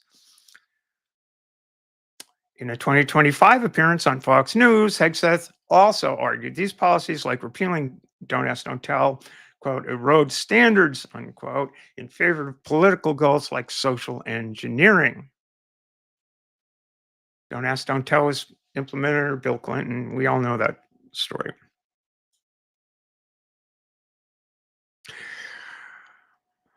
Hegseth writes in his book that he was initially ambivalent to the change, but came to regret his passive stance, describing the repeal as a breach in the wire that opened the door for broader cultural and ideological changes in the military. Ideological changes? I mean, does anybody really care who's sleeping with who? Apparently Hegseth does. And apparently Hegseth is not all that choosy with regard to so when your mom tells you, you know what, son, you're kind of a shit. In his book, Hegseth wrote that he was getting ready to deploy to Afghanistan when the repeal of Don't Ask, Don't Tell was put into effect. I love this quote. Our commander briefed the unit, peppered with a few jokes, he wrote. Yeah, infantry stuff. Really? Is that locker room humor? We mostly laughed it off and moved on. America was at war. Gays and lesbians were already serving in the military. I'd seen the enemy with my own eyes. We needed everybody. So now he says now he regrets that view. Not because I have a newfound axe to grind with gay Americans. Apparently that axe was always there. But because I naively believed that what ending Don't Ask, Don't Tell was all about. Once again, our good faith was used against us. The left never gives an inch and always takes a mile. And that relates to gay Americans exactly how? I again mention Peter Thiel, who's a married gay man, and he's apparently writing checks to you, Pete.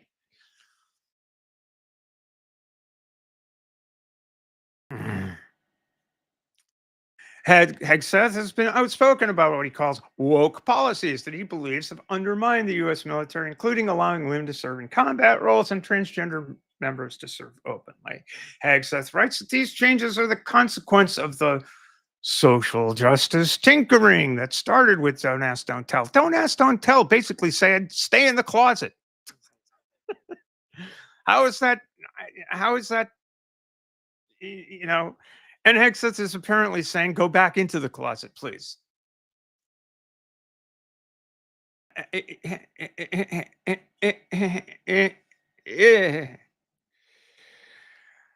And what we're seeing in the military right now is more interested in social engineering led by this president than they are in war fighting. Tell that to the people that are serving and putting their lives on the line right now, Pete.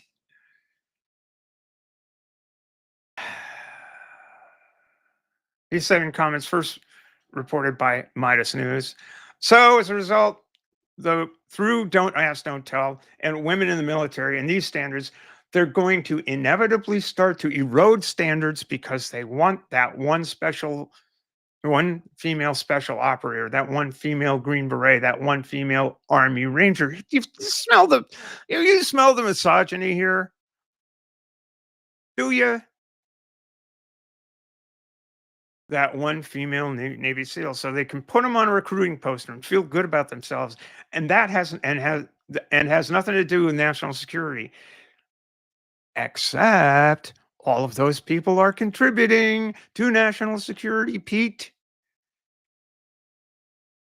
They all have to swear the same oath. They all swear an oath. And by the way, Pete, the oath is to the Constitution of the United States that stands for their rights.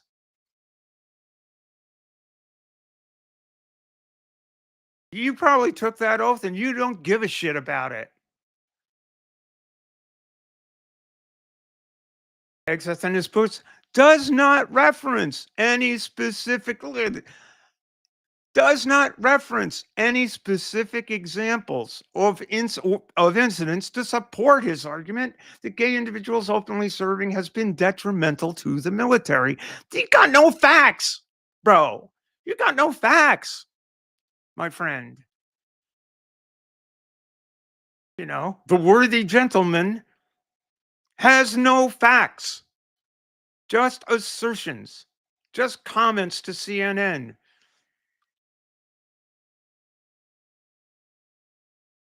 I'm surprised that Trump is actually using the word transition to refer to. In a comment to CNN, a Trump transition spokesperson declined to say what specific policies Hegseth might pursue as Secretary of Defense, including whether he would reinstate Don't Ask, Don't Tell, or implement changes to current standards. However, just as a thing, I think I could dig up this quote somewhere. Donald Trump said day one, they're out.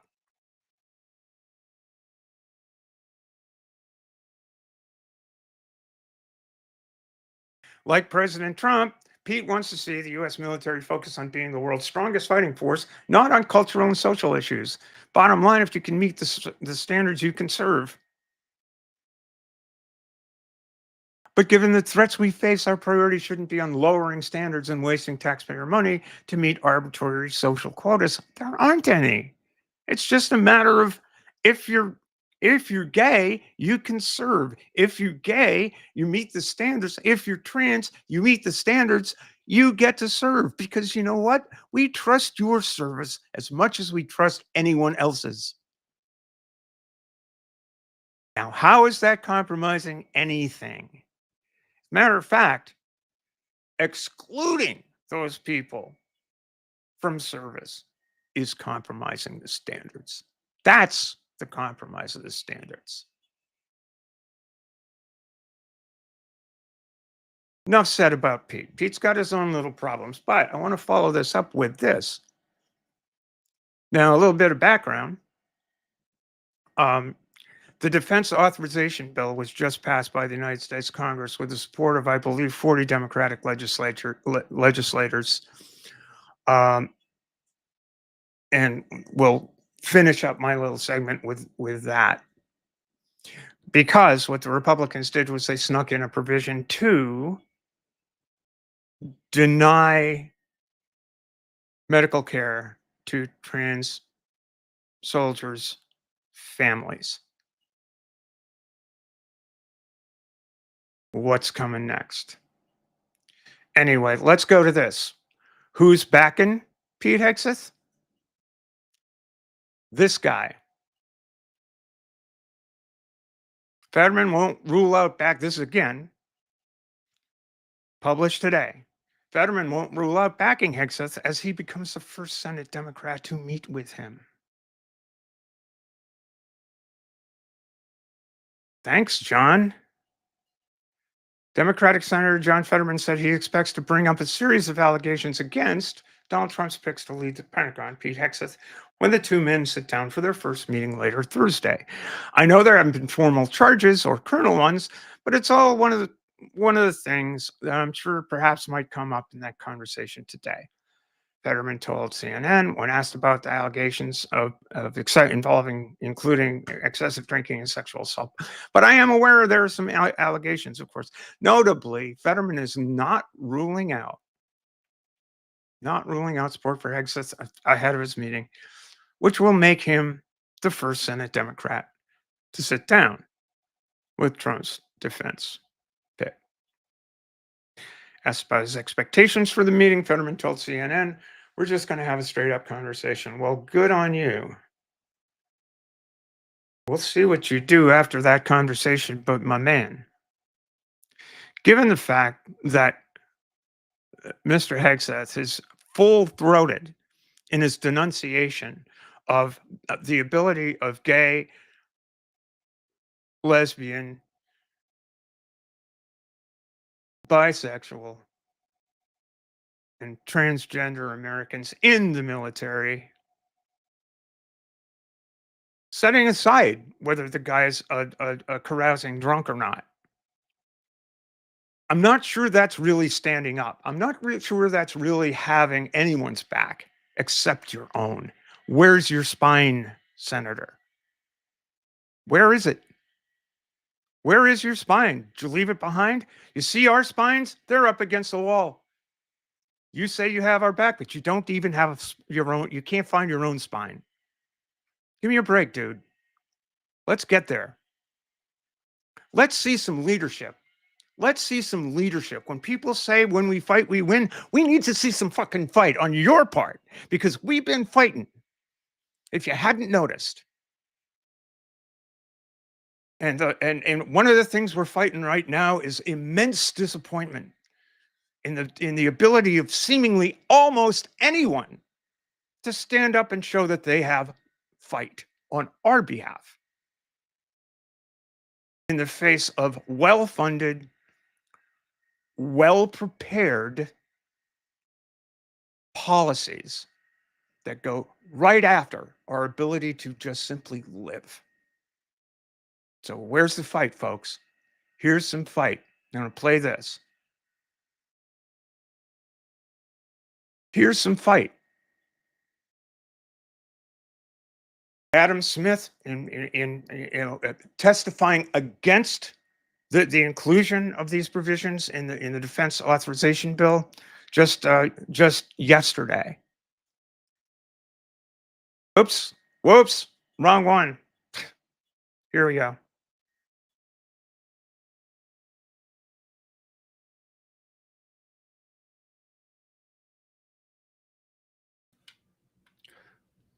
There's no audio. No audio? Mm-mm. Oh, wait. Let me just see if I can do this. Yeah, I think that's my bad because I'm running this through OBS. But let me just switch it up a little bit. Stand by.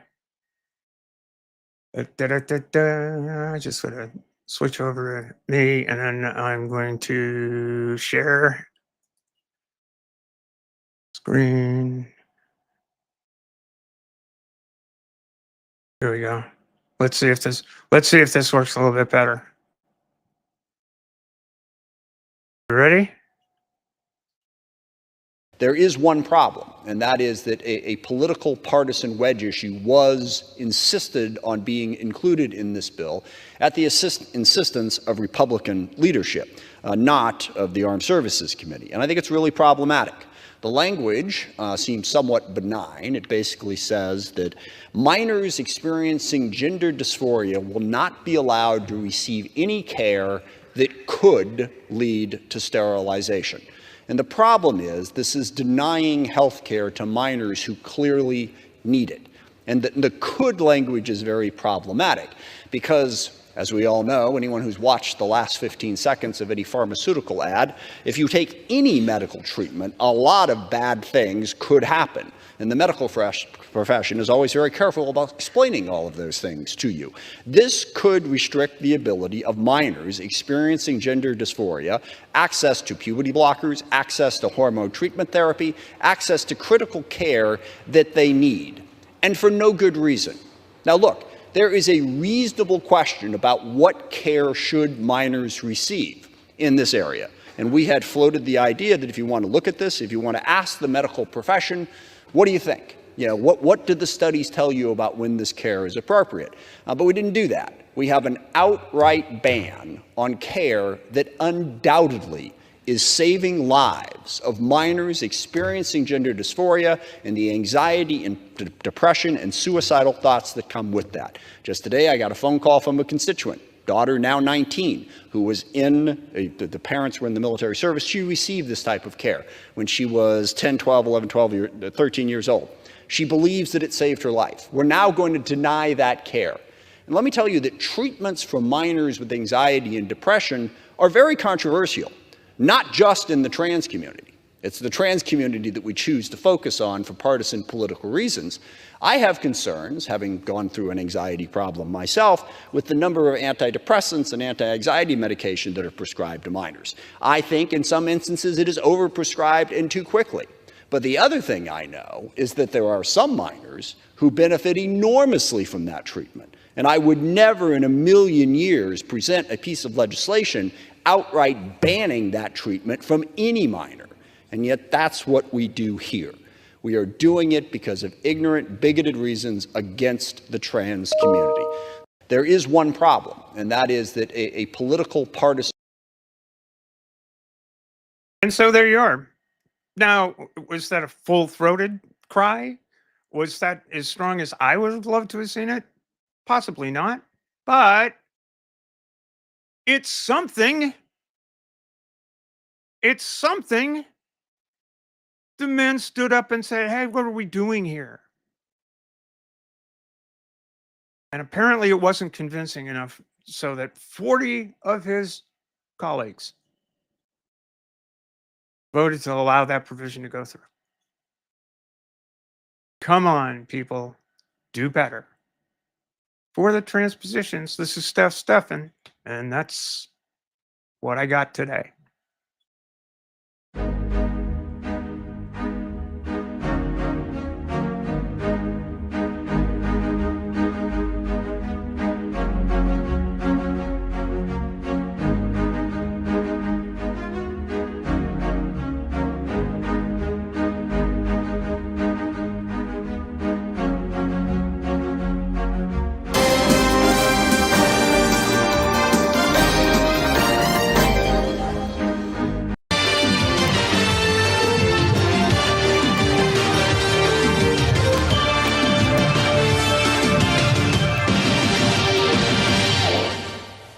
You know, I'm often underrated, never understated, and yes, I'm Northwestern Medill educated. This is Transposition Sports.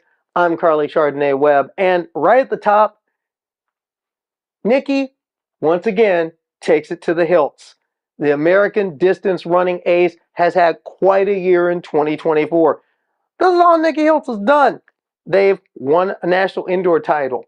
They've medaled at the World Championships indoors. Then they go outdoors, win another Road 1 Mile title. Then go to the Olympic trials and rock the house down the final straight to punch their ticket to Paris, get to the Olympics, and then reach an Olympic final. What other worlds are there for them to conquer? Well, in Hawaii last weekend, they conquered another one. The Kalakua Mary Mile, 1 mile up and down Waikiki. Now, they do this race a little bit different. The women's elite field and the men's elite field are scored together, but the women are given a 32-second head start. Let's take a look at the highlights, and as expected, Hiltz doing what they do, kind of hang in the back, feel the vibe of the race. They are a wily tactician. That's something we've known for years, but they've added some strength and speed to the tactical brain, and it's paid off over these last couple of years, and it's really added to the trophy case. They stayed close throughout the first half mile of the race, but then that final 800, when the pace was picking up and the fellows were catching up, it was Nikki time. And sure enough, last 300 meters, if it's close, Hiltz is going to find a way to snatch it with that kick, and that is exactly what they did. They put the power down, and they went through to win in 3 minutes, 57 seconds. winning by a full second. It was literally a 5-person dive for the line. Hiltz got the win, and then after the win in the post-race interview, they set the record straight on something really important. You talk about it, it is that men versus women out there, that team versus team push. And, years we've been waiting for this to happen, and you finally broke that, and we're very happy to have you out here, so congratulations to you. Anything you want to say out there to all those aspiring runners? Oh my gosh, fun fact, I actually don't identify as woman, I'm non-binary, you say this so a woman still has never won this race, so let's get a woman out there next year. That's right, you tell them it's they, them, and they did the job again. Nikki Hiltz getting the win, Winnie Kaladi was second, Sinclair Johnson was third. The men's winner, Hobbs Kessler, ended up fourth overall, followed by Heather McLean in fifth and Jack Ansley in sixth. Each of that top six were less than 1 second apart. That's how close this was. The NCAA volleyball tournament is now into the Sweet 16, but there's still a lot to talk about in regards to the backwash of what we saw in the Mountain West forfeit crisis, which ended sort of in the Mountain West Championship final 2 weeks ago, won by Colorado State, who defeated San Jose State. But the precedents set by this ugly episode over 3 months are still going to linger. I had an opportunity to sit down with a couple of sports equity experts. One of those is Jen Fry of Jen Fry Talks. Now, Fry is not only a consultant, she was a volleyball coach. And when she was an assistant at the University of Illinois, she was part of a team that went to a national championship final. So she knows the sport, and she knows the sport beyond the sport. We had a chance to sit down and talk to her about what the universities could have done and what they weren't able to do. Ultimately, she said in many ways the institution's hands were tied. We got here because of politics. I think this was kind of, quote unquote, the perfect storm. I think that we had the election. The anti-trans rhetoric was so hot with Trump that this, I think, was a opportunity for them to explode on. I think that we saw with, I think maybe Wyoming, where USA Today showed emails saying that if they didn't forfeit, the university or the department could lose funding. I think that right-wing folks saw this as an opportunity to ride on, and that's what they've done. I don't think that the school or the conference had anything to do with this. Everyone is sitting in this trying to figure it out. Everyone is trying to say, how do we manage this, especially within the constraints of being a state school, of lawsuits? Like the conference and the school, they're doing the best they can when they're not only is there no roadmap, they're literally going through the forest and having to cut down massive trees on the way there. Well, thinking about the team safety, well, thinking about like the amount of work that they're trying to do when there's been no road. I think that they are doing a wonderful job of trying to keep everything together and keep everything safe. And I don't think we can put any blame on the conference or the department. They're doing the best really that they can. And they are like, they're working so hard for these athletes. No one really can understand what's going on behind the scenes. I also sat down with Lex Horowitz, who is a former college athlete, squash athlete at Bowdoin College in Maine before becoming a consultant. And they talked about some of the cultural changes that they had to go through in switching teams when they were in school, and how that relates to the situation and the culture changes that are going to be needed for colleges and universities now to deal with this continuing issue, which isn't going away anytime soon. One thing that makes me unbelievably grateful was that the individuals on my team, when I switched teams, were welcoming, supportive. They truly just patted me on the back, welcomed me to the team, and that was it. It wasn't a big deal. Yes, we had some questions. We had to navigate some new things, but there wasn't any outright, like, I do not want you here. Why are you here? We're going to debate your presence in this space. But I also remember that I chose to switch teams my senior year because the folks my junior year who were on the men's team, right, there were some captains and just some upper class folks. They were not inclusive. They were not affirming. They were using very damaging language and slurs in reference to me. And so that was not a safe environment for me to switch teams, even if I wanted to. So I didn't even seriously consider switching teams because that culture and the climate that those individuals made on the team prior to them leaving, it was not a space where I was safe, welcomed, or could even exist on that team. They would have made it so terrible for me that I would have, quote, chosen to leave, been bullied and harassed to be kicked off the team. And so that's something it's this kind of superpower of sports teams, but also it's one of our biggest challenges is that, right, with our new class coming in and our seniors leaving, the makeup of the teams are constantly changing. Because a lot of the work that I do when I'm working with communities is looking at best practices and how do we actually implement those and do it in a way that has us leading as a model and example so that other schools, institutions, organizations can look at the work that we're doing, carry that model and push it forward. And so in any organization that is being put in a similar situation, the different parts that need to be considered are how do we protect the person or the people being targeted? And also checking with that person and how they want to be honored and respected. So it can be like a statement about outing, but it could also be the fact that overarching, there has to be a comment disclaimer saying that we support non-binary and trans people in our community. And that goes for athletics. And also a statement saying that we know that there are non-binary and trans people on our teams and we support them being here. We welcome them being here. They can even go further in saying that maybe we don't know exactly what that looks like, but we're going to work on it. And that we're not leaving you. We're not trying to erase you. We may have an uphill battle, but you're allowed to be here and we want you to be there.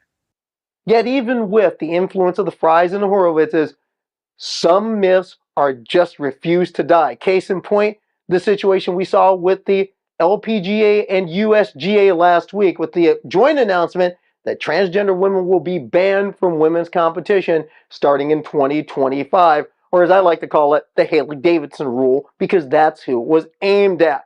The 32-year-old Scottish golfer who this past year got to the second phase of LPGA qualifying school was a threat to possibly make a run at a tour card for 2026. She had earned provisional Epsom Tour status in 2025, and things look good for her to continue a career that she has worked tirelessly to try and launch.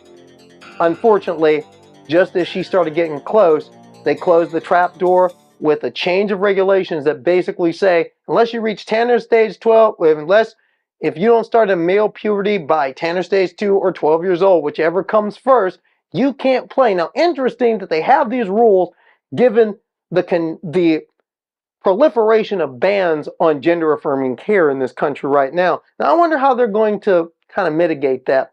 Who knows? That's one question we're putting to all the powers that be in golf over this issue and other issues, and we're going to have more reporting on that in the weeks to come. One thing, Haley-Davidson, if there's one thing I know, you can't keep a good woman down, and she will not take this lying down. This is what she said on a statement via Instagram last week, where she said she will continue to fight for her place in this game. She said, quote, "I am beyond disappointed in the new LPGA and USGA gender and eligibility policies announced this week, which have effectively banned me from attempting a career in professional golf. These policy changes are all the more devastating because they come at a time when I was finally starting to gain momentum and see some positive outcomes as a result of a lifetime of hard work and perseverance, not some so-called physical or competitive advantage that I can assure you does not exist. Golf has been my entire life for 32 years, and that will never change, despite those that tried to shut me out for simply being me. While many may think that my golf career is now over, I will never give up and I will never stop fighting for the right to play the sport I love.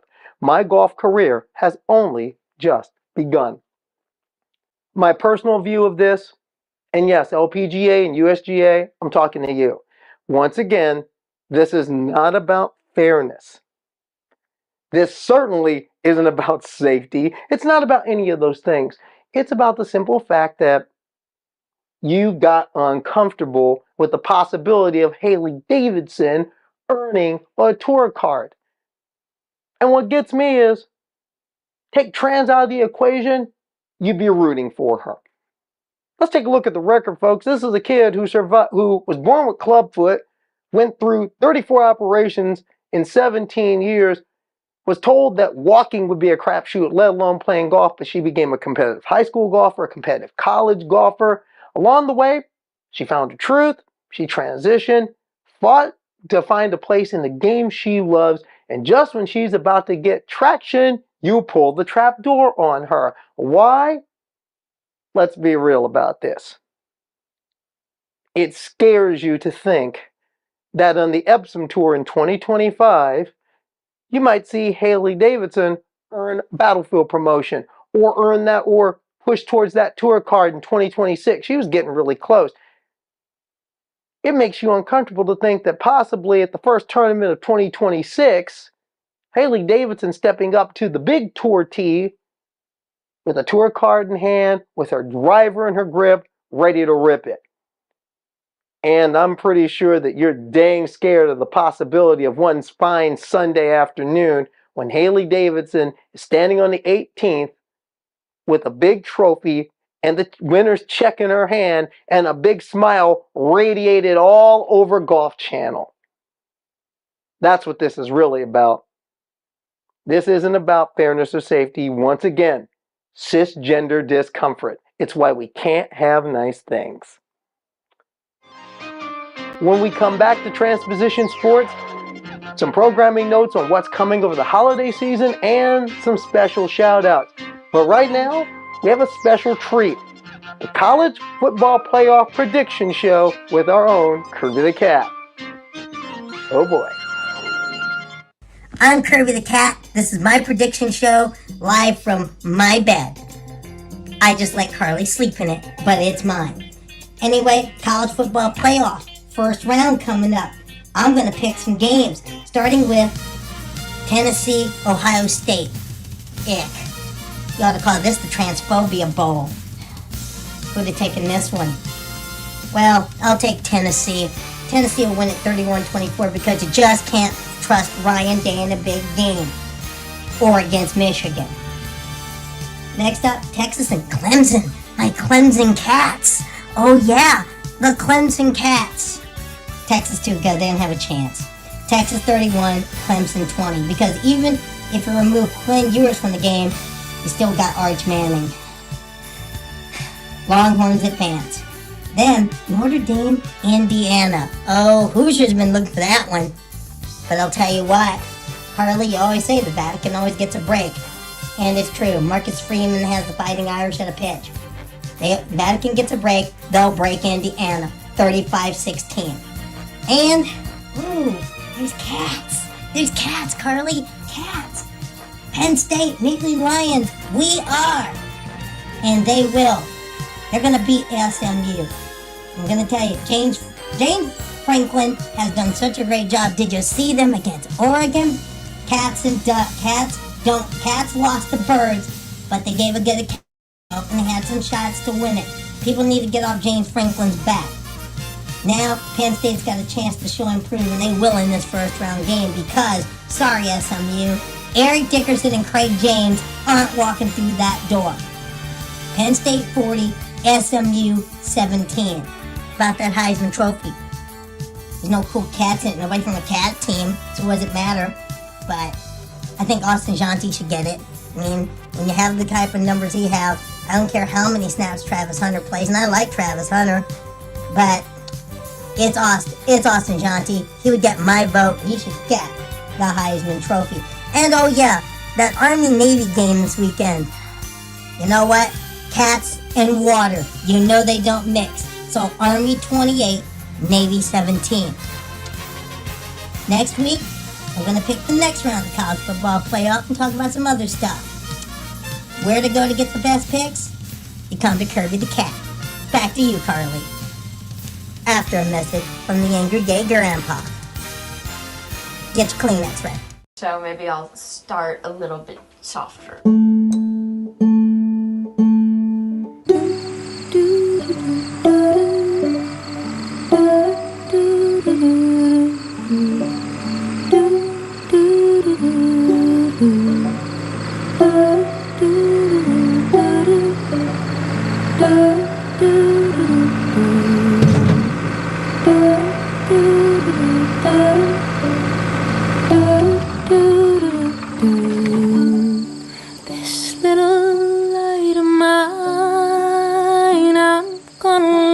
it shine, this little light of mine.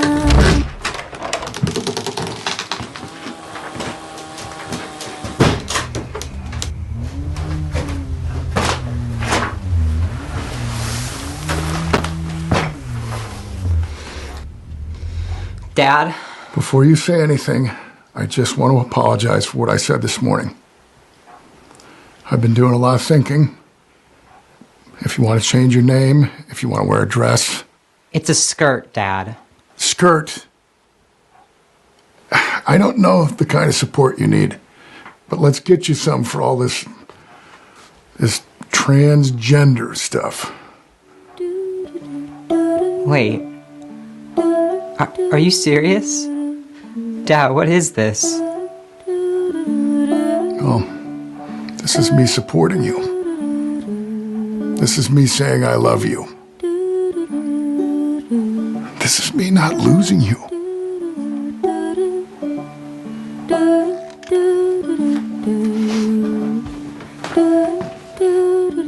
Love you, Dad. Love you. Holly. This little light of mine, I'm gonna let it shine. Thanks, Kirby. We'll be back with you next week to see how right or wrong she was in her picks. Some notes on what's coming over the holiday season here at Transposition Sports. We're going to be rerunning some of our best of this year, and we've got some new interviews that are going to be coming. Also, a special look back at 2024, including the announcement of the All-Carly team. Who are some of the people I like this year? I'll let you know. Check your local listings. And like I said, new materials coming. We're going to run some of our best. So holiday time will be a great time here at Transposition Sports and Transposition News. Now, some shout outs. First, special shout out to Aaron Reed and Zoe Zephyr, because this weekend there's wedding bells in Missoula, Montana, because the longtime journalist and policy researcher is getting married to her partner, Zoe Zephyr, also known as Montana State Representative Zoe Zephyr. Now, I was honored to be invited to the nuptials. Unfortunately, due to my schedule, I couldn't be out in Montana, but I will say to the both of you, congratulations to you both. I'm so happy for both of you, and seeing how things have kind of nurtured and blossomed for the both of you, especially over this last year and a half, has been special, wonderful, and I'm rooting for you both. Aaron Reed, you know how I feel about you. As a colleague, as a journalist, as someone I consider a friend, you've been incredible. You've done a Herculean task.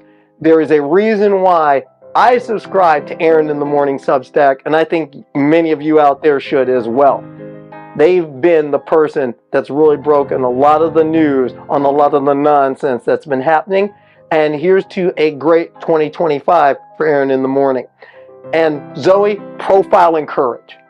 And I had the opportunity to first interview Zoe when she first was talking about running for the state legislature almost 3 years ago. And she did it, and she got it done. Now, here's the interesting thing. I had no idea when I interviewed them both, in 2022, that they had become an item. In short, Aaron Reed buried the lead. Zoe Zephyr, not only an able activist, but also friend of the podcast. Zoe, love you. How important is it to start seeing trans people in these seats? All of these people are amazing and so important. Zoe Zephyr, who I know very, very well in Montana, is going to do a lot of good work there, as are the other transgender legislators in these other states. But fast forward about 6 months later, it was after the frantic fight that Zephyr had against the Montana Freedom Caucus and made them look, well, dumb in the process when they tried to censor her, all that nonsense, and how Zoe fought back with class and distinction and stood on business and made her detractors look like fools in front of the entire world. There was a moment that just transcended all of that. The moment of trans joy. It is my partner, who I would love to invite out here.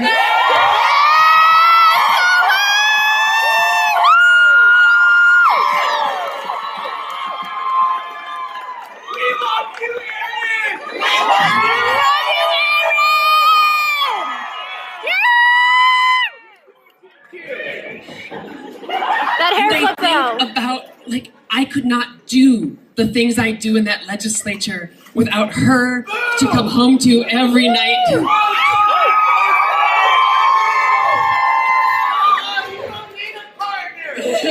Oh, you're gonna be disappointed. I think about love, and I think about trans love, having been throughout history, to the past, to the future, and to the present moment. And I am so blessed to have Erin by my side through all of it. So Missoula, if you could share a moment with me. Erin, will you marry me?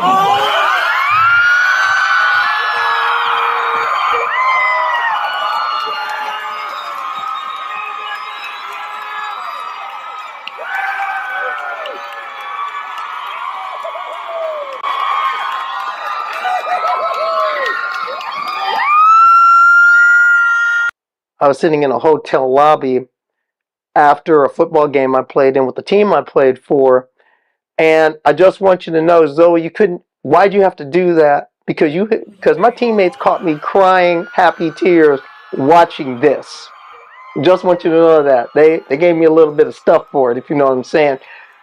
But for both of them, congratulations, all the best. And if nothing else, keep giving us this example of trans joy, especially in these difficult times. Another shout out goes to the head boys basketball coach and athletic director at Greenbaugh North Castle High School, just outside of New York City, a guy named Anthony Nicodemo. Now, if you keep up with especially Outsports, you know this man's story. This man came out. He's an out, proud, gay, male high school basketball coach, and he's a winner. 3 straight sectional titles, and this team's going to get the 4th. I think this is the year they can break through and do even more. He's one of the best high school basketball coaches in all of New York State. But it's not only what he does on the court and as an educator, it's what he does as an advocate and a man who speaks out. Don't call this man an ally. He's a lot more than that. Don't believe me? Roll the tape. So yesterday, the House of Representatives passed this NDAA, this National Defense Act bill, and in it was a poison pill by Republicans that essentially bans gender-affirming care for the children, for the youth of service members, which they currently have. And with this, 80 some odd Democrats voted with Republicans to pass this bill in the sense of a compromise. So the Democrats have people like myself and members of the LGBTQ community support, donate money, knock on doors, including Tom Suozzi, who I know multiple people that got out and helped Tom Suozzi get elected. Hakeem Jeffries, the guy that we're pushing to be the Speaker of the House if we take control, voted for this bill. Currently, these kids have the care. We're voting to take away care that trans youth already have. It's really important that Democrats watch what their elected officials are doing. Shame on every single Democrat that voted on this bill. And I think this is just the start. We're pandering to the extreme. This has nothing to do with money. This has to do with something that's performative, and it's a statement by Republicans to go after the trans people. And the Democrats supported this. One thing Coach Nicodemo lately has really been speaking out, and we need more people who may not be trans, but who are standing with trans people to speak out in these times. And Coach, you're doing that. And I know you don't do this for the ally cookie. It's not your way. You're bigger than that. But I just want you to know, Coach, I see you. And next year, I'm going to make sure that my viewers of TransPositions Sports sees you, because we're going to come up and watch you, Coach. We're going to sit down with you, and we're going to learn the Nicodemo way. How about it? Also, if Coach, you ever never need a place to vent and a place to talk, my studio is always open to you. You keep doing what you're doing, Coach, and good luck this season. The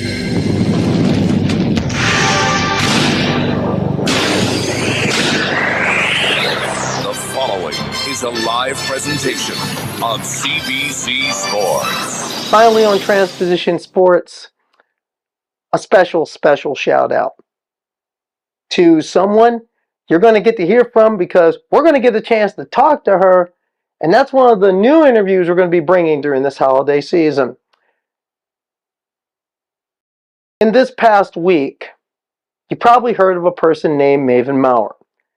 Now, to most of you, she was a person whose story recently came out to you. But to people like myself, and those of us nerds who like the Canadian Football League, she's been a known commodity for years.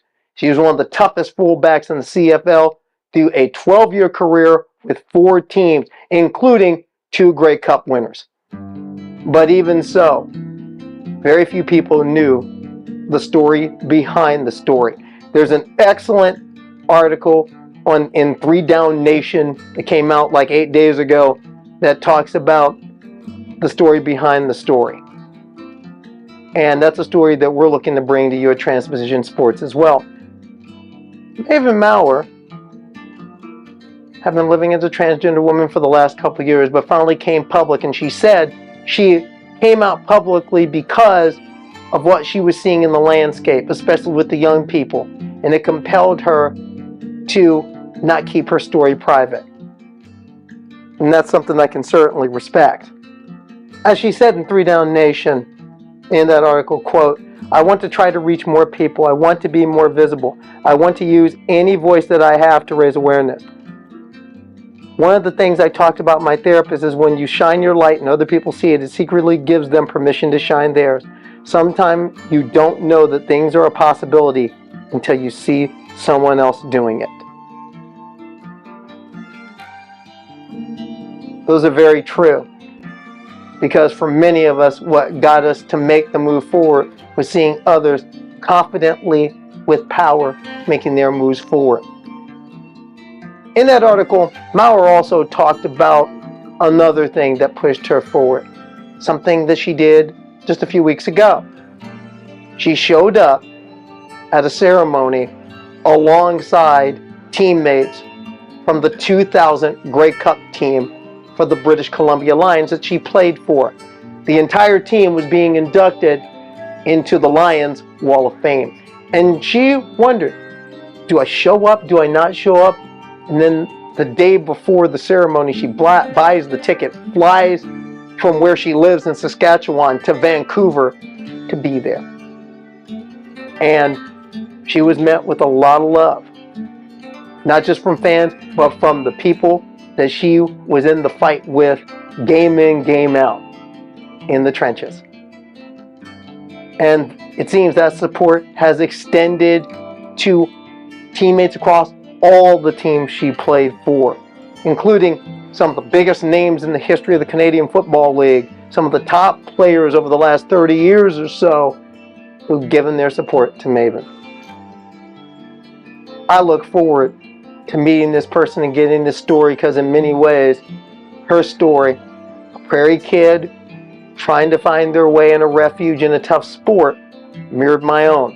Another prairie kid who found refuge in sports, and then, after taking the roundabout way and finding their truth, found that sport that once gave her refuge as a place to shine. But let this be an example to all of us in these tough times, that trans joy is everywhere around us. And trans joy isn't just for us, it's also for the people who support us. Come along with the ride and really be supportive. We'll be glad you were.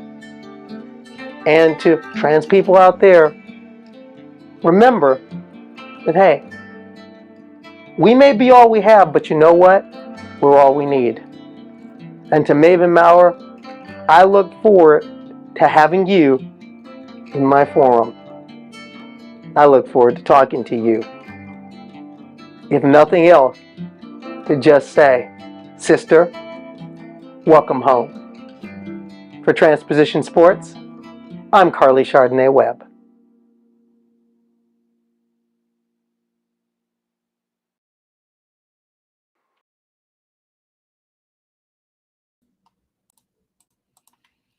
All right. Thank you so much for that wonderful sports piece, Carly, or sports pieces. You covered a lot today, my friend. Thank you so much. Like I said, always good to be back. But we're far from done. And the good news is we're far from people. We are far. We got there's a lot of coverage to have. That Zoe and Aaron story, I'm sorry, that warms my heart more than anything else we covered tonight. Just knowing that happened. Was that today then, their wedding? It's going to happen Saturday afternoon, and it is in Saturday afternoon. It's in Missoula, Montana, and it's going to be. I mean, it's going. It's going to be fun, and it's going to be fun. Hey, Kirby. Things would have been different. Hi, Curb. Would have been different to be there, but I'm certainly happy for the both of them. And as you can see, the proposal back in 2023, that was beautiful. I mean, they're so adorable. Just seeing them together is just like. Oh, absolutely. I mean, it's just great to see. It's just, but I am going to say this: we're working on getting Maven for next week. Oh, good. And I can say this: we're working on getting Maven next week. And I've been in contact with Maven Maurer the last few days, and we're going to see what we can do and see if we can make that happen. There's a couple of pieces on. Actually, I mean, there's a lot of Canada. There's going to be a lot of Canada on Transposition Sports for the next couple of weeks. We're talking to Maven Maurer. We're working on getting a couple of collegiate basketball players in Canada who are trans women who've dealt with the nonsense up there. And there is a power lifter who is trans up there who I've been talking to named Audrey Yoon. And Audrey was in Strongman Canada competition, and she wasn't treated well at all. And she has quite a story to tell. And that's going to be a part of it. In addition to the year-end stuff I'm going to be doing, like the All Carly team. I mean, and also as part of the All Carly team, I'm going to announce. I mean, we're going to have the announcement for the Outsports, Trans Athlete of the Year. Awesome. And that's going to be some. I mean, we have some great stuff coming, but I'm glad everybody enjoyed tonight. It's great to be back after a couple weeks away, and it's always good to be back. And of course, the whole show, and again, the Maven Maurer story is unbelievable. I mean, this is not the first time something like this has happened, where a person who had an esteemed athletic career came out after that career ended, but this is the first time that we had someone who's relatively recent. I mean, a person who had their career, and their career is still relatively recent between the time they performed, and the time they came out. Philippa York's last ride in any professional cycling event was 25 years before she came out, for example. And of course, we all know Caitlyn Jenner came out nearly 40 years after her triumph. But for Maven Maurer, I mean, she retired in 2009. I mean, you can YouTube her playing ball. You can YouTube her. I mean, you can YouTube a lot of these people. You can YouTube Philippa and Caitlyn, but you really can YouTube. and she's already she's been making the rounds. But I'm looking forward to getting that interview hopefully next week and bringing to the people. If nothing else, it's going to be funny because our story mirrors so much. I mean, even down to the type of environments we grew up in many cases. I mean, she grew up in Saskatchewan. I mean, she's Saskatchewan kid. That's the prairie. That's the prairie lands. I mean, that's the Midwest. I mean, yeah, that's pretty much. I mean, Mhm. that's the Canadian. That's the prairies. And the same thing with me growing up in. My thing is she played junior ball in basically a city that if you swapped where she has spent the majority of her life in Saskatoon and Regina with Omaha grew up, no one would notice. Pretty much. That's how similar the areas are. So no, I'm really looking forward. I'm really excited about about the possibility. And if we make that I happen, sure.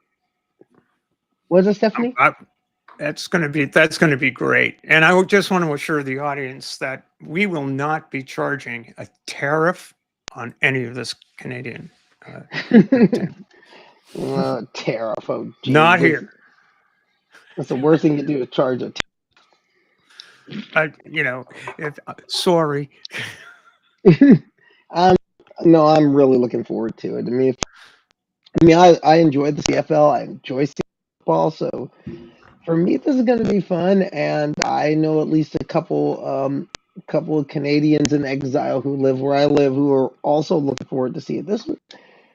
But it goes back to us talking about this is, I mean, a lot of trans joy. When I look at like a Nikki Hiltz doing what they do. I look at a Lex Horowitz doing what they do. And that's another person, Lex Horowitz. Lex Horowitz is somebody that I'll say it, get used to seeing them. Because get used to seeing them, get used to seeing Jen Fry. There are people that are going to that I'm going to call on from time to time because they do work. They do this hard work of talking about equity in a space where equity is not often talked about, the sporting realm. And these are voices that quite surprised that neither of those voices on this issue have been tapped by major media outlets. And I think that, quite frankly, them, and it's an indictment in many ways on how badly these issues are covered. Yeah, major media outlets will only do it for sensational values. That's the way I see it. That's the way. But It just not only seems that, like I mean, that's just the that's the key. It's but there's always plenty of I agree, but there's plenty of queer journalists, LGBTQ journalists, if you will, and there are plenty of trans journalists who these newsrooms can bring in, and they don't do it. I mean, there's excellent journalistic talent out there who would be credits to any newsroom anywhere in the world, and they're freelancing or they're on Medium or Substack trying to eke out an existence. And I mean, you can talk about death of newspapers, death of magazines, all you want. You can talk about death of media all you want, and you can talk about the so-called democratization of media, which is this is not democratization. Because the fact of the matter is, it's the exact opposite. What they're doing is taking all marginalized voices out, and that's another thing that the tech bros want to do. The people like Peter Thiel and the people like Elon Musk, and another person who's involved in this, who's going to worm his way into a policy making position, and he is the least qualified to do anything in regards to any form of policy making, and that's Vivek Ramaswamy. Oh, indeed. Yeah. That man is phony as a $3 bill. And I think Perhaps it's a hell. phonier. I think it's a hell of an indictment on the American people, on who we are, and our political immaturity that somebody like a Vivek Ramaswamy gains influence. Well, Shame what we're on looking us. at. That's what we're looking at. Sad to say. But All right, ladies. Well, it's been 2.5 hours of the transpositions. A mixed bag this week, but you know, there's some, like Carly said, some trans joy out there. Final thoughts for the evening? keep smiling, keep laughing, keep Trans loving, joy, yes. and keep fighting. And know that you can always count on us, because that's what friends are for. And one more time, I want to say it to Aaron Reed and Zoe Zephyr. I wish you all the best. I wish you the best in life. I wish you many, many great days, weeks, months, and years together. Because seeing what you two have is giving a lot of people that you don't know and you may never meet hope. And revolutions are built on hope.